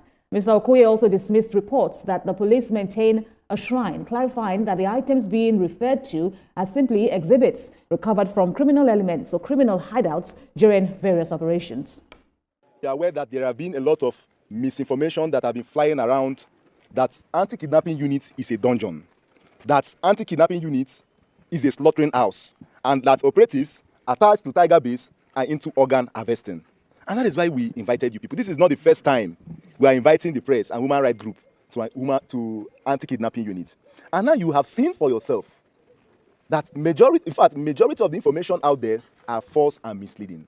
So I want to call the good people of Imo State and the Federal Republic of Nigeria at large to disregard the misleading information against anti-kidnapping units. We are ever committed to discharging our duties while respecting the fundamental human rights of citizens. Okay. That's why we have the dialogue have it fully equipped with the CCTV. You make your confidence statement, even in front of the press. But when will be parade, they make confidence statement. We don't talk to anybody. If you are told, we will not bring them for press for interview. kódà àwọn náà lẹ ti gbọ́ lẹ́nu wọn o, ibi méjìlá mú ìrìn dé ibì kan wọ́n rí ibi tán kò kù sí, wọ́n ló púpọ̀ ń bẹ̀rẹ̀ pẹ́tẹ́, wọ́n ní àwọn tán ń jí gbé ni, àwọn tán wá jẹ́ anti-kidnapping níléeṣẹ́ ọlọ́pàá, àwọn tó wá fẹ̀sùn kàn náà wípé àwọn náà lọ́wọ́ ń bẹ̀ torí bẹ́ẹ̀ bá dé station wọn, wọ́n lẹ́ẹ̀rí orí èrè ẹ̀ẹ́rì ibi tí wọ́n mú yàn mọ́lẹ̀ mọ́ tán ti kún bí ẹran. Òun ló wá mú kí àwọn ọlọ́pàá wá jáde pé kò rí bẹ́ẹ̀ ó gbó ń tẹ́lẹ̀ rí tó dàbí ilé babaláwo ilé oníṣègùn. Wọ́n lẹ́sibítì tán gbà lọ́wọ́ àwọn táwọn mú ni àwọn kó jọ síbì kan pé kì í sì sóò nìkan lẹ́rìí inú station àwọn nítorí pé ọ̀dọ̀ àwọn kan jẹ́ anti-kidnapping lẹ́sẹ̀ rí. Wọ́n ní ká ní station normal station ni ẹ bá mọ́tò ọmọ gba mọ́tò náà lọ́wọ́ àwọn èèyàn, àwọn mọ́tò tó lásídẹ́ǹtì, àwọn mọ́tò tán gbà lọ́wọ́ olè ẹ bá ní station tán ti jó táyà rẹ̀ bẹ́ẹ̀. Wọ́n ní exhibit ní gbogbo rẹ̀ o. Wọ́n láwọn ò ní babaláwo tí ń ṣiṣẹ́ fáwọn anti-kidnapping, àwọn gbógun tí àwọn tí ń jiyàn gbé ni òun ló dá o. Explain ẹnu yín ó fẹ́ bó. Ó dẹ̀ já kó mẹ́ẹ̀já sáré dé ọ̀dọ̀ àfáàyè wáàsí rẹ̀ dùn mọ́ mi. Ó ní reconcile bandits and terrorists back to their creator. Ẹ dá wọn padà sọ́dọ̀ ẹlẹ́dàá àwọn, ẹ mọ́ reconcile wọn pẹ̀lú àwọn tán ń pa nílé ayé pé tán bá pọ̀ ọmọ tòun náà tàbí bàbá àwọn náà jí gbé òun ò ní dáríjì hàn o. Ó ní don't reconcile them on earth. Ó ní give them the amnesty they are looking for in heaven. Ó ní gbogbo àfáà tó bá sì ń gbèsè wọn lẹ́yìn, ó ní ẹran gbogbo wọn jọ rán wọn lọ sí ìrìn àjò àlọ́ọ̀dẹ́, ìrìn àjò àrèmọ́bọ̀ lọ́run lọ́dọ̀ ẹlẹ́dàá wọn. wọ́n reconcile ara wọn ń bẹ̀. Ẹ bá ń tẹ́sí ilé agbára ó dùn mọ́ mi, Haúsá ni ẹni tó sọ̀rọ̀ kì í ṣe Fúlàní. The moment you know that if you buy person, they will buy you. Amsaka anil qatl. You will not buy anyone. It's al-qisas. Allah mentioned in the Quran, وَلَكُمْ فِي الْقِصَاصِ حَيَاةٌ يَا أُولِي الْأَلْبَابِ. In retribution, there is life. When somebody takes the life of another and his own life is taken in recompense, other people will be able to live salimin ghanimin. إِذَا عَلِمَ الرَّجُلُ أَنَّهُ إِذَا قَتَلَ قُتِلَ. The moment you know that if you buy person, they will buy you. Amsaka anil qatl. You will not buy anyone. This is the law we need today in our country. Whoever knows that if you kill someone, you will be killed by the law, and that there will not be any waste of time going to court up and down. There is a special court to charge terrorism and kidnapping and banditry, whatever. Once the evidence is established that you kill, go and have it killed. Wallahi, amsaka anil qatl. You will not want to kill. That is the meaning of walakum fil qisas hayat. Everybody will live his life freely and happily. But they know that not only will they not be killed, they will be invited to a round table for sulh, reconciliation. Who reconciles with criminals? Wallahi al-azim, bandits do not deserve any reconciliation. What they deserve is to send them to Almighty Allah. Let them go and reconcile there. That's all. Qala wahidan. Anyone that engages in banditry, kidnapping, killing, ransom taking, send him back to Almighty Allah. Let Almighty Allah go and reconcile him. Not here. You want to tell me that someone that you say you forgave him, repentant. Me, I will be looking at him in the community. Wallahi baze yuba. Kule say I am no rodo for now. Somebody killed my father or killed my relative. You now said he's a repentant bandit, you forgave him. We will not meet in the mosque. Sallallahu liman hamida. No badal kiyama. When government is serious to fight crime, wallahi, what we need is a special court with special laws. Whoever engages in crime of Nigerians, let him be sent to the great beyond. Allah mentioned in the Quran, إنما جزاء الذين يحاربون الله ورسوله ويسعون في الأرض فسادا أن يقتلوا أو يصلبوا أو تقطع أيديهم وأرجلهم من خلاف أو ينفوا من الأرض. Ó ra ẹja fi mọ báwọn èèyàn ìyókù òye àmọ́ àyà ní ọ̀gá mi ẹgbẹ́ gbági ń bẹ̀ mú lémi náà ti rí àṣẹ kí ìsọmọ Haúsá yóò bá ní sọ o ó tiẹ̀ ti dàbẹ́ alálàáfíà pọ̀ nù ran Yorùbá ó ní ẹ̀ ń bá pààyàn pa ni mo ti kọ́rọ̀ mi jẹ́ o kì í sọmọ Haúsá o Yorùbá ni mo gbọ́ lẹ́nu rẹ̀ wọn ò wá mọ̀ bóyá gbọ́ Yorùbá ni èèbó rẹ̀ gan òjọ́ta Haúsá ó dà ṣùgbọ́n ọ̀rọ̀ ẹnu rẹ̀ ó make sense gan ẹ ń bá pààyàn ẹ pa ni bẹ́ẹ̀ bá pa bàbá òun tẹ́ pera yín bandit tẹ́ wá lẹ́ fẹ́ reconcile ó ní Kùránì ò fààyè rẹ̀ lẹ̀ kò fààyè gbà báwọn bá pàdé mọ́sálásí òun ó dìgbò lù yín dìgbòlẹ̀gùn o ẹ ń bá dìgbòlẹ̀gùn aṣọ rẹ̀ ó fàya ẹ ń bá ṣekú pa bàbá òun tàbí ìran òun kankan tàbí ẹni tó súnmọ́ òun tẹ́ wá lẹ́ fẹ́ reconcile ẹ fẹ́ negotiate ẹ̀ pẹ̀lú Ọlọ́run ọ̀run ni ó ti rè reconcile ara rẹ̀ kò jù bá náà lọ ó sì ní ẹ má wulẹ̀ dènà pẹ́nu ẹ má waste time mọ́ ó ní ẹ má wulẹ̀ mọ́ pààrà lé ẹjọ́ láti rè mọ́ rojọ́ wẹ́wẹ́ ẹ pa wọ́n pàápàá ẹ ṣe wọ́n bọ́sẹ̀ ṣe sojú. Ó náà lẹ ti gbọ́ yẹn o wá sí ìdùnmọ́ mi àpò ẹ̀sán ti dé tán bá lè tiẹ̀ wá kígbe kégbàjarì síta dáadáa kán láwọn ò fọwọ́ sí sàríà ń táwọn o. Yá wá kó ń bẹ̀ ẹ jẹ́ à lọ sí ọ̀dọ̀ Ǹdùmẹ̀ oúnjẹ bẹ́ẹ̀ ni pé ìròyìn tó kù tá a mọ̀ fi káde irọ́ ká tó lọ sọ́dọ̀ Ǹdùmẹ̀ ẹ jẹ́ à lọ sí Benin Republic níbi tá a ti gbọ́ tán sọ wípé àwọn àmì kan kóra wọn jọ wọ́n kéde wípé àwọn ti gbàjọba French náà ń sọ ẹ jẹ́ àgbọ́dí ẹ̀ ń bẹ́ ká tó jẹ yín lábọ̀. Cotonou, le 7 décembre 2025. Communiqué numéro 2. Le comité militaire pour la refondation CMR, réuni ce jour dimanche 7 décembre 2025 à Cotonou, a délibéré et décidé ce qu'il suit. Monsieur Patrice Talon est démis de ses fonctions de président de la République. Le lieutenant-colonel Tigui Pascal est nommé président du comité militaire de la refondation pour compter de ce jour, fait à Cotonou le 7 décembre 2025. Ó náà lẹ ti rí yẹn o wọ́n gbàjọba wọn ní kò wá successful o ó wù wọ́n láti gbàjọba nìmí náà ń wò náà lẹ́nu ọjọ́ mẹ́ta ní USA àti Benin Republic tí wọ́n jọ ní ìfọwọ́sowọ́pọ̀ àti àjọṣepọ̀ lórí ọ̀rọ̀ military kìíní ṣé USA ó wà mọ́ wò wọ́n ràn báwọn ṣùgbọ́n wọ́n ní wọ́n gbìyànjú rẹ̀ ní o wọ́n fọ̀bọ̀lọ̀ wọn ni wọ́n ní jẹ́bọ̀lọ̀ mi ò jẹ́bọ̀lọ̀ wọ́n ní ọkọ̀ bọ̀lọ̀ fún wọn lóòótọ́ wọ́n gbéra wọ́n lọ àtáàkì ilé pírẹsidẹ́ǹtì wọn ní Talon resident wọ́n seize television station wọ́n ní bó ṣe ń gba wọ́n sì mọ̀ ṣe ń dìtẹ̀ gbàjọba kọ́ nìyẹn ẹ kàn lọ sanwó ọ̀fẹ́ ẹ lọ sí advert ọ̀fẹ́ station lẹ́gbà ẹ̀gbàlú wọn ni wọ́n ló fẹ́ẹ̀lì. Ó dá ẹja pò ń fẹ́ lè láàmú fi káde gbogbo rẹ̀ ńlẹ̀ ẹja lọ sí ọ̀dọ̀ Ndume níbi tán ló ti yarí lórí ọ̀rọ̀ list ambassador tó sì ń pàrokò sáàrẹ̀ Tinubu wípé withdraw this list kó wọn bá dojú tì yín táwọn èèyàn ti dúró dè fún over 2 years pé ẹ̀yin ambassador ẹ̀ tún wá fẹ́ èèyàn ẹ wá wo gbogbo àwọn list orúkọ tẹ́ ẹ kọ síbi lè lágbára o. Bẹ́ẹ̀ náà ni ọ̀rọ̀ Reno kan àti ìjogun omi o ẹ kọ́kọ́ bá ń tẹ́tí lọ́ọ̀yà tiẹ̀ sí àti bàbá tó sọ̀rọ̀ lórí ọ̀rọ̀ yìí pé ṣé kí ààrẹ Tinubu sán tó máa withdraw ilé presidential pardon wọ́n ṣe mistake ń bẹ́ẹ̀ wọ́n withdraw ẹ̀ ó ṣe é ṣe kán withdraw ilé iná ẹnu ń kùn wọ́n gan o tá a bá gbọ́ tán á tún dọ́dọ̀ arábìnrin kan náà tó náà ń gbè sí Reno ọmọkiri lẹ́yìn bàbá ti wá kó gojá ń bẹ̀ ká mọ̀ dágbé lórí ètò ẹ bá ń tẹ̀sí ní sísẹ̀ntẹ̀lé. First, the issue of federal character falls under Chapter 2 of the Constitution, and all those fundamental objective and directive principles of state policy are non-justiciable provisions of the Constitution. They are mere directives to the President and all persons in government to actually follow. I'm happy that Senator Ndume actually is making a call, because all those earlier calls that were made with regards to lopsided appointment under President Buhari, we didn't hear such voices coming to condemn them. And then it's as if President Tinubu has come to, extend that, But, the interesting thing is that federal character is not a mandatory provision of the Constitution. The President may follow it, he may not follow it. But I think, Senator Ndume is coming too fast. It's coming prematurely, because he ought to do his job as a senator, in the sense that the Senate has a constitutional responsibility to confirm ambassadorial nominees. But the presumption of Senator Ndume's call is as if whatever the President has put in that list, whoever's the name that is on that list must actually be cleared by the Senate. No, the Senate should first of all do its job and go a step further to reject some of those names. And after that rejection, then Senator Ndume can now call on the President to please observe the federal character principle in replacing those names. But when he makes that call back to the President, because it's sloppy to think that the President who has submitted such names should now withdraw that. This doesn't sound well.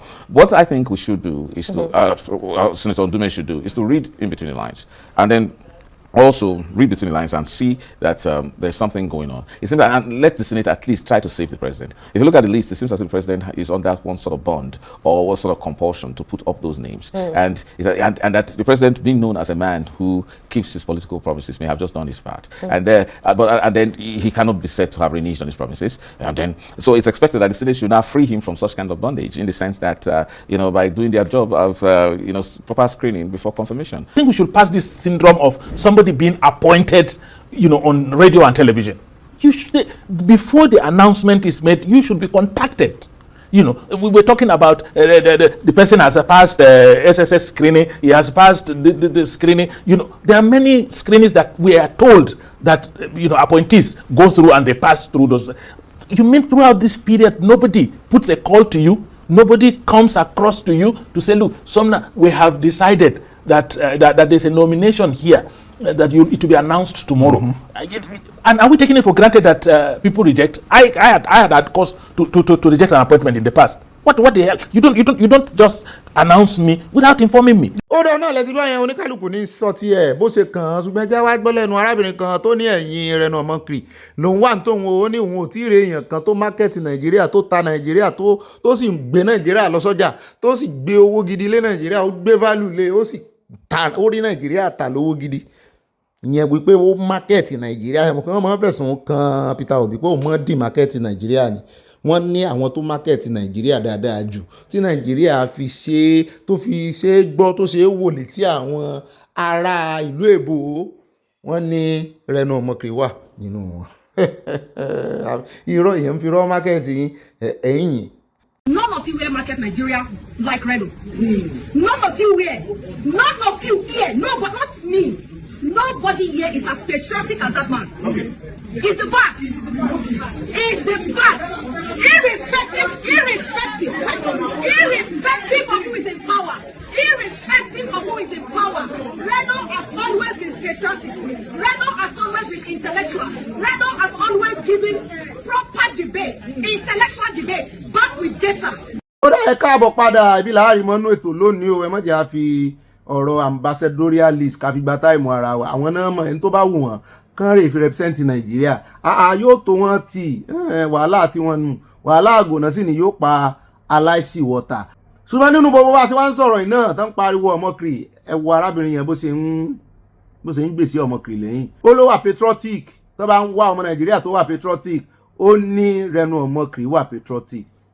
Wàhálà wọn nu patriotic or no patriotic níbi tán bá ayé ara wọn dé irọ́ ọ̀bọ̀ aláṣẹ ìjà ni bẹ́ẹ̀ náà ni mo rí fọ́nrán kan níbi tí Rẹ̀nú Ọmọkiri tó ti ń ju fúláàgì àwọn gay tó ń jù sókè báyìí mo ní àbí ọ̀pàpà parada ní Ọ̀gbẹ́ni náà ni ṣé Gabriel ni kì í ṣe irú ọ̀pàpà parada tí wá ń bí o nú comment section làwa ti ń parada o kẹ́ẹ̀mọ́ mi ṣe pé ṣé bí ọ̀pàpà parada móríkì tiẹ̀ náà ni irọ́ ọ̀pàpà parada tèmi ò rí bẹ́ẹ̀ o àwọn eléyìí wọ́n sọkùnrin lójú ayé wọ́n mọ̀ sí obìnrin tìdíbọ̀dì nínú òkùnkùn wàhálà wọn nù mi ò wà àmọ́ bóyá ó tọ́ ni o bóyá kàn ń gbèsè yẹn lẹ́yìn ni o ebi kan ní ọmọ rùfàì náà ebi géèlò náà ó dáa ẹ mọ̀jà àfihàn gba táìmù ara wa ìyà ń jẹ wọ́n ọlọ́run ọba wọn ró oògùn ẹ̀ sí ẹ jẹ́ wá dágbére fúnra wa á fèrè pàdé lọ́la aláṣẹ ọlọ́run Èdùmàrè ẹ mọ́ bínú o a sì ń wá gbogbo áńgù tá a mọ̀ lò ní o àlejò ní àbí o bàbá ti gẹ̀ẹ́tì ẹ̀ dáadáa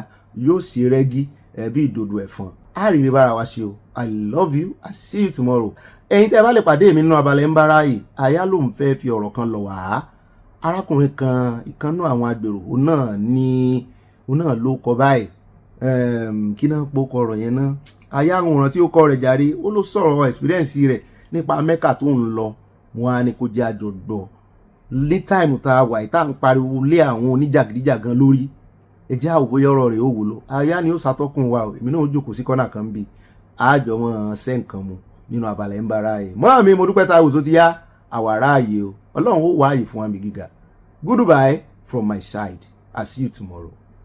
wọ́n fún níwèé gbèlú rí tán fún yàn níwèé gbèlú ní Saudi àwọn tó gbé tá a bá lọ sí Saudi tó bá yẹ pé 30 days lágbà ọjọ́ kejì báyìí wọ́n máa kẹ́rù wá síta ni wọ́n máa kó ẹrù wá síta ni wọ́n dẹ̀ ní ọmọ ìyá nínú ẹ̀sìn ni wa wọ́n yé tiwa bí gíní jẹ́ sọ sórí kan fún ẹ lọ́dún kan mo lọ sí Saudi ó wá ní àfa kan ìlàsà ló ń gbé ó gbọ́ Arabic wájú kò lẹ́gbẹ̀ẹ́ mi èèyàn kan náà wà lẹ́gbẹ̀ẹ́ mi lọ́rọ̀ wa ni ó wá dìde ó dà ìkú lọ mú mi ó wá dé wá bá àfa yẹn nípa mo aráfa yẹn mo ní kó wá jókòó tì mí pé ní káfa yẹn dìde nìyẹn àfa yẹn wà dá lóyún náà bó ṣe lọ pé ọlọ́pàá wa ní kó wá gbé dìde àfa yẹn sọ fún pé ṣé obìnrin pé ẹ̀yin làwọn wá sí Mẹ́kà ni ọlá ànábì làwọn fún wa Mẹ́kà yẹn tó pé kà ní ìkàdé ṣe títí tó mú ànábì tí ó kù sí Mẹ́kà lọ kù sí Mẹ́dínà ó bẹ ń sunkún nìyẹn lárúbáwá ni o ọ̀rọ̀ tí mo sọ ẹ ti pẹ́ o sẹ́kọ̀ Mẹ́kà mi ni o ó dìdí sọ fún lárúbáwá yẹn ni pé ẹ̀yin ìkà òun tí òkò ní kò ń dìde ọlọ́pàá wa ọ̀nà dẹ̀ ń tẹ̀lé bọ̀ lẹ́yìn ọ̀rọ̀ tó sọ sí o so wọn ò nífẹ̀ẹ́ wa ọmọ ìyá ẹ̀sìn o lè ta ló gbọ́ kó fọmọ lárúbáwá rí ó jáde Somalia wọn ni àwọn ọmọ wa náà ṣe kúṣe fún wọn máa yàgbẹ́ sáwọn ọmọ alẹ́ ni wọ́n máa jù wọn láti Congo ó lẹ́ wọn máa wo ẹ wo kò tí ì yé gbogbo wọn máa yé wọn àwọn tó ń fẹ́ràn wa rárá wọn ò fẹ́ràn wa rárá kàn béèrè gbogbo tó lọ Saudi iṣẹ́ wo ló lọ ṣe ń bẹ̀ iṣẹ́ wo ló fi wọn ṣe wọn lọ́bẹ̀ tẹ bá dé bẹ́ẹ̀ àwọn ọmọ olúwa ló pọ̀ jù lẹ́wọ̀n àwọn ọmọ Nàìjíríà pọ̀ lẹ́wọ̀n bíi ẹ wo ó máa tó yé wọn ìkan tí mi ò ní gbà mo sì bá wọn sọ káfa àwòrán kan jáde kó sọ pé kó má kúnlẹ̀ fún ìyá ẹ̀ kó má dọ̀bẹ̀lẹ̀ fún bàbá ẹ̀ àbórí àfáà yẹn yí oníkàlùkù lásà àti tiẹ̀ káàkiri ayé ni Amẹ́ríkà wọn nìkan tó fi ń kíra wọn káàkiri ayé ẹ wá ní pé ẹ̀sìn wèrè kan ilẹ̀ Yorùbá kọ́ ẹgbẹ́ lọ síbòmí ilẹ̀ Yorùbá ilẹ̀ káàrọ̀ jíire ni ẹgbẹ́ wọn náà sọ nípa kí ni káàrọ̀ ṣe jíire so ẹ máa sọ pé kọ́mọ wa má kúnlẹ̀ fún àwọn gbogbo àwọn afáà tó sọ bẹ́ẹ̀ orí wọn yí wọn nílà káyì rárá wọn máa nílà ẹ̀sìn wo ní pé káwọn má kúnlẹ̀ fún ìyá tó bí mi lọ́mọ kí má dọ̀bẹ̀lẹ̀ fún mọ dáàdì tèmi àwọn bá yé jẹ́ ni ọmọ kékeré kan kò ju 9 years lọ lọ́dọ̀ àwọn girama mi ó dẹ̀ ọ̀gì girama kúnlẹ̀ fún girama nìyẹn o ó ní no àfáwọn sọ pé káwọn má kúnlẹ̀ ẹgbù bó ṣe bá ọmọ ẹ̀dẹ̀ mọ̀wé gan ẹgbù bó ṣe fẹ́ bá yé àwọn ọmọ wa jẹ́ wọn ò nígbà yẹn ó dẹ̀ lé kí mi kò fi sàlámà lẹ́kùn máa bẹ̀rẹ̀ pé èdèlú wo nìyẹn kí máa kọjá àwọn kékeré tó mọ̀ ní sàlámà lẹ́kùn ṣe aṣọ bíbélì sórí ẹ̀yìn ní sọ́yà wèrè ni ṣé náà ló ń ṣe àbí nǹkan mi wọn ẹ̀ gbàgbọ́ èdè wa ìdájọ́ pé olólàbàáká jù olódájú olóní ẹ̀sẹ̀ ti jù nínú ayé ẹ pọ̀ nbẹ ẹ wo gbogbo kan tẹ́ ń ṣe yóò dàbí eré ni àwọn náà mọ̀ lára náà wọ́n mọ̀ lára náà.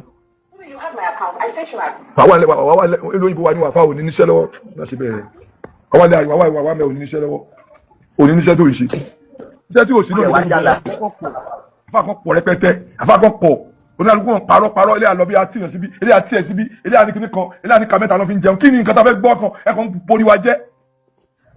ìyẹn Dr. Salafa ń sọ nínú ń sọ jáde sẹ̀rí àsọ pé ẹ̀gbọ́n tàbúrò lè fẹ́ra wọn ṣé orí pípé nìyẹn ọmọ ẹ̀gbọ́n tàbúrò lè fẹ́ wọn sẹ̀rí àwèrè wo nìyẹn ẹ̀gbọ́n tàbúrò máa fẹ́ra wọn ẹ̀dẹ̀ jókòó síbẹ̀ ẹ̀dẹ̀ ń gbọ́ wá sí yẹn ẹ̀dẹ̀ jókòó síbẹ̀ ẹ̀dẹ̀ pera wọn pé ẹni mọ̀ sẹ̀rí àtẹgbẹ́dẹ́ pé ẹ̀gbọ́n tàbúrò kan máa fẹ́ra wọn ọmọ ìyá kìíní kan ẹ̀dẹ̀ jókòó ẹ̀ ń gbọ́ síbẹ̀ ṣé yẹn ló yẹ kẹ́ máa gbọ́ tó bá dógun lé àwọn olódógun lé fúnra wọn o ọlọ́run tó dá wa kò ní pé kéèyàn kan para yẹn tó bá pé kò fẹ́ ká bímọ ni kò ní ní ká máa níyàwó náà kò ní fẹ́ ká máa níyàwó tàbí wọn para wa àwọn mélòó bẹ́ kù tó ń dún àwọn èèyàn tó ń pè bísí ní láì máa sẹ́ǹtì ẹ̀ sí Àkànbí ẹ̀ kí n dúró báyìí náà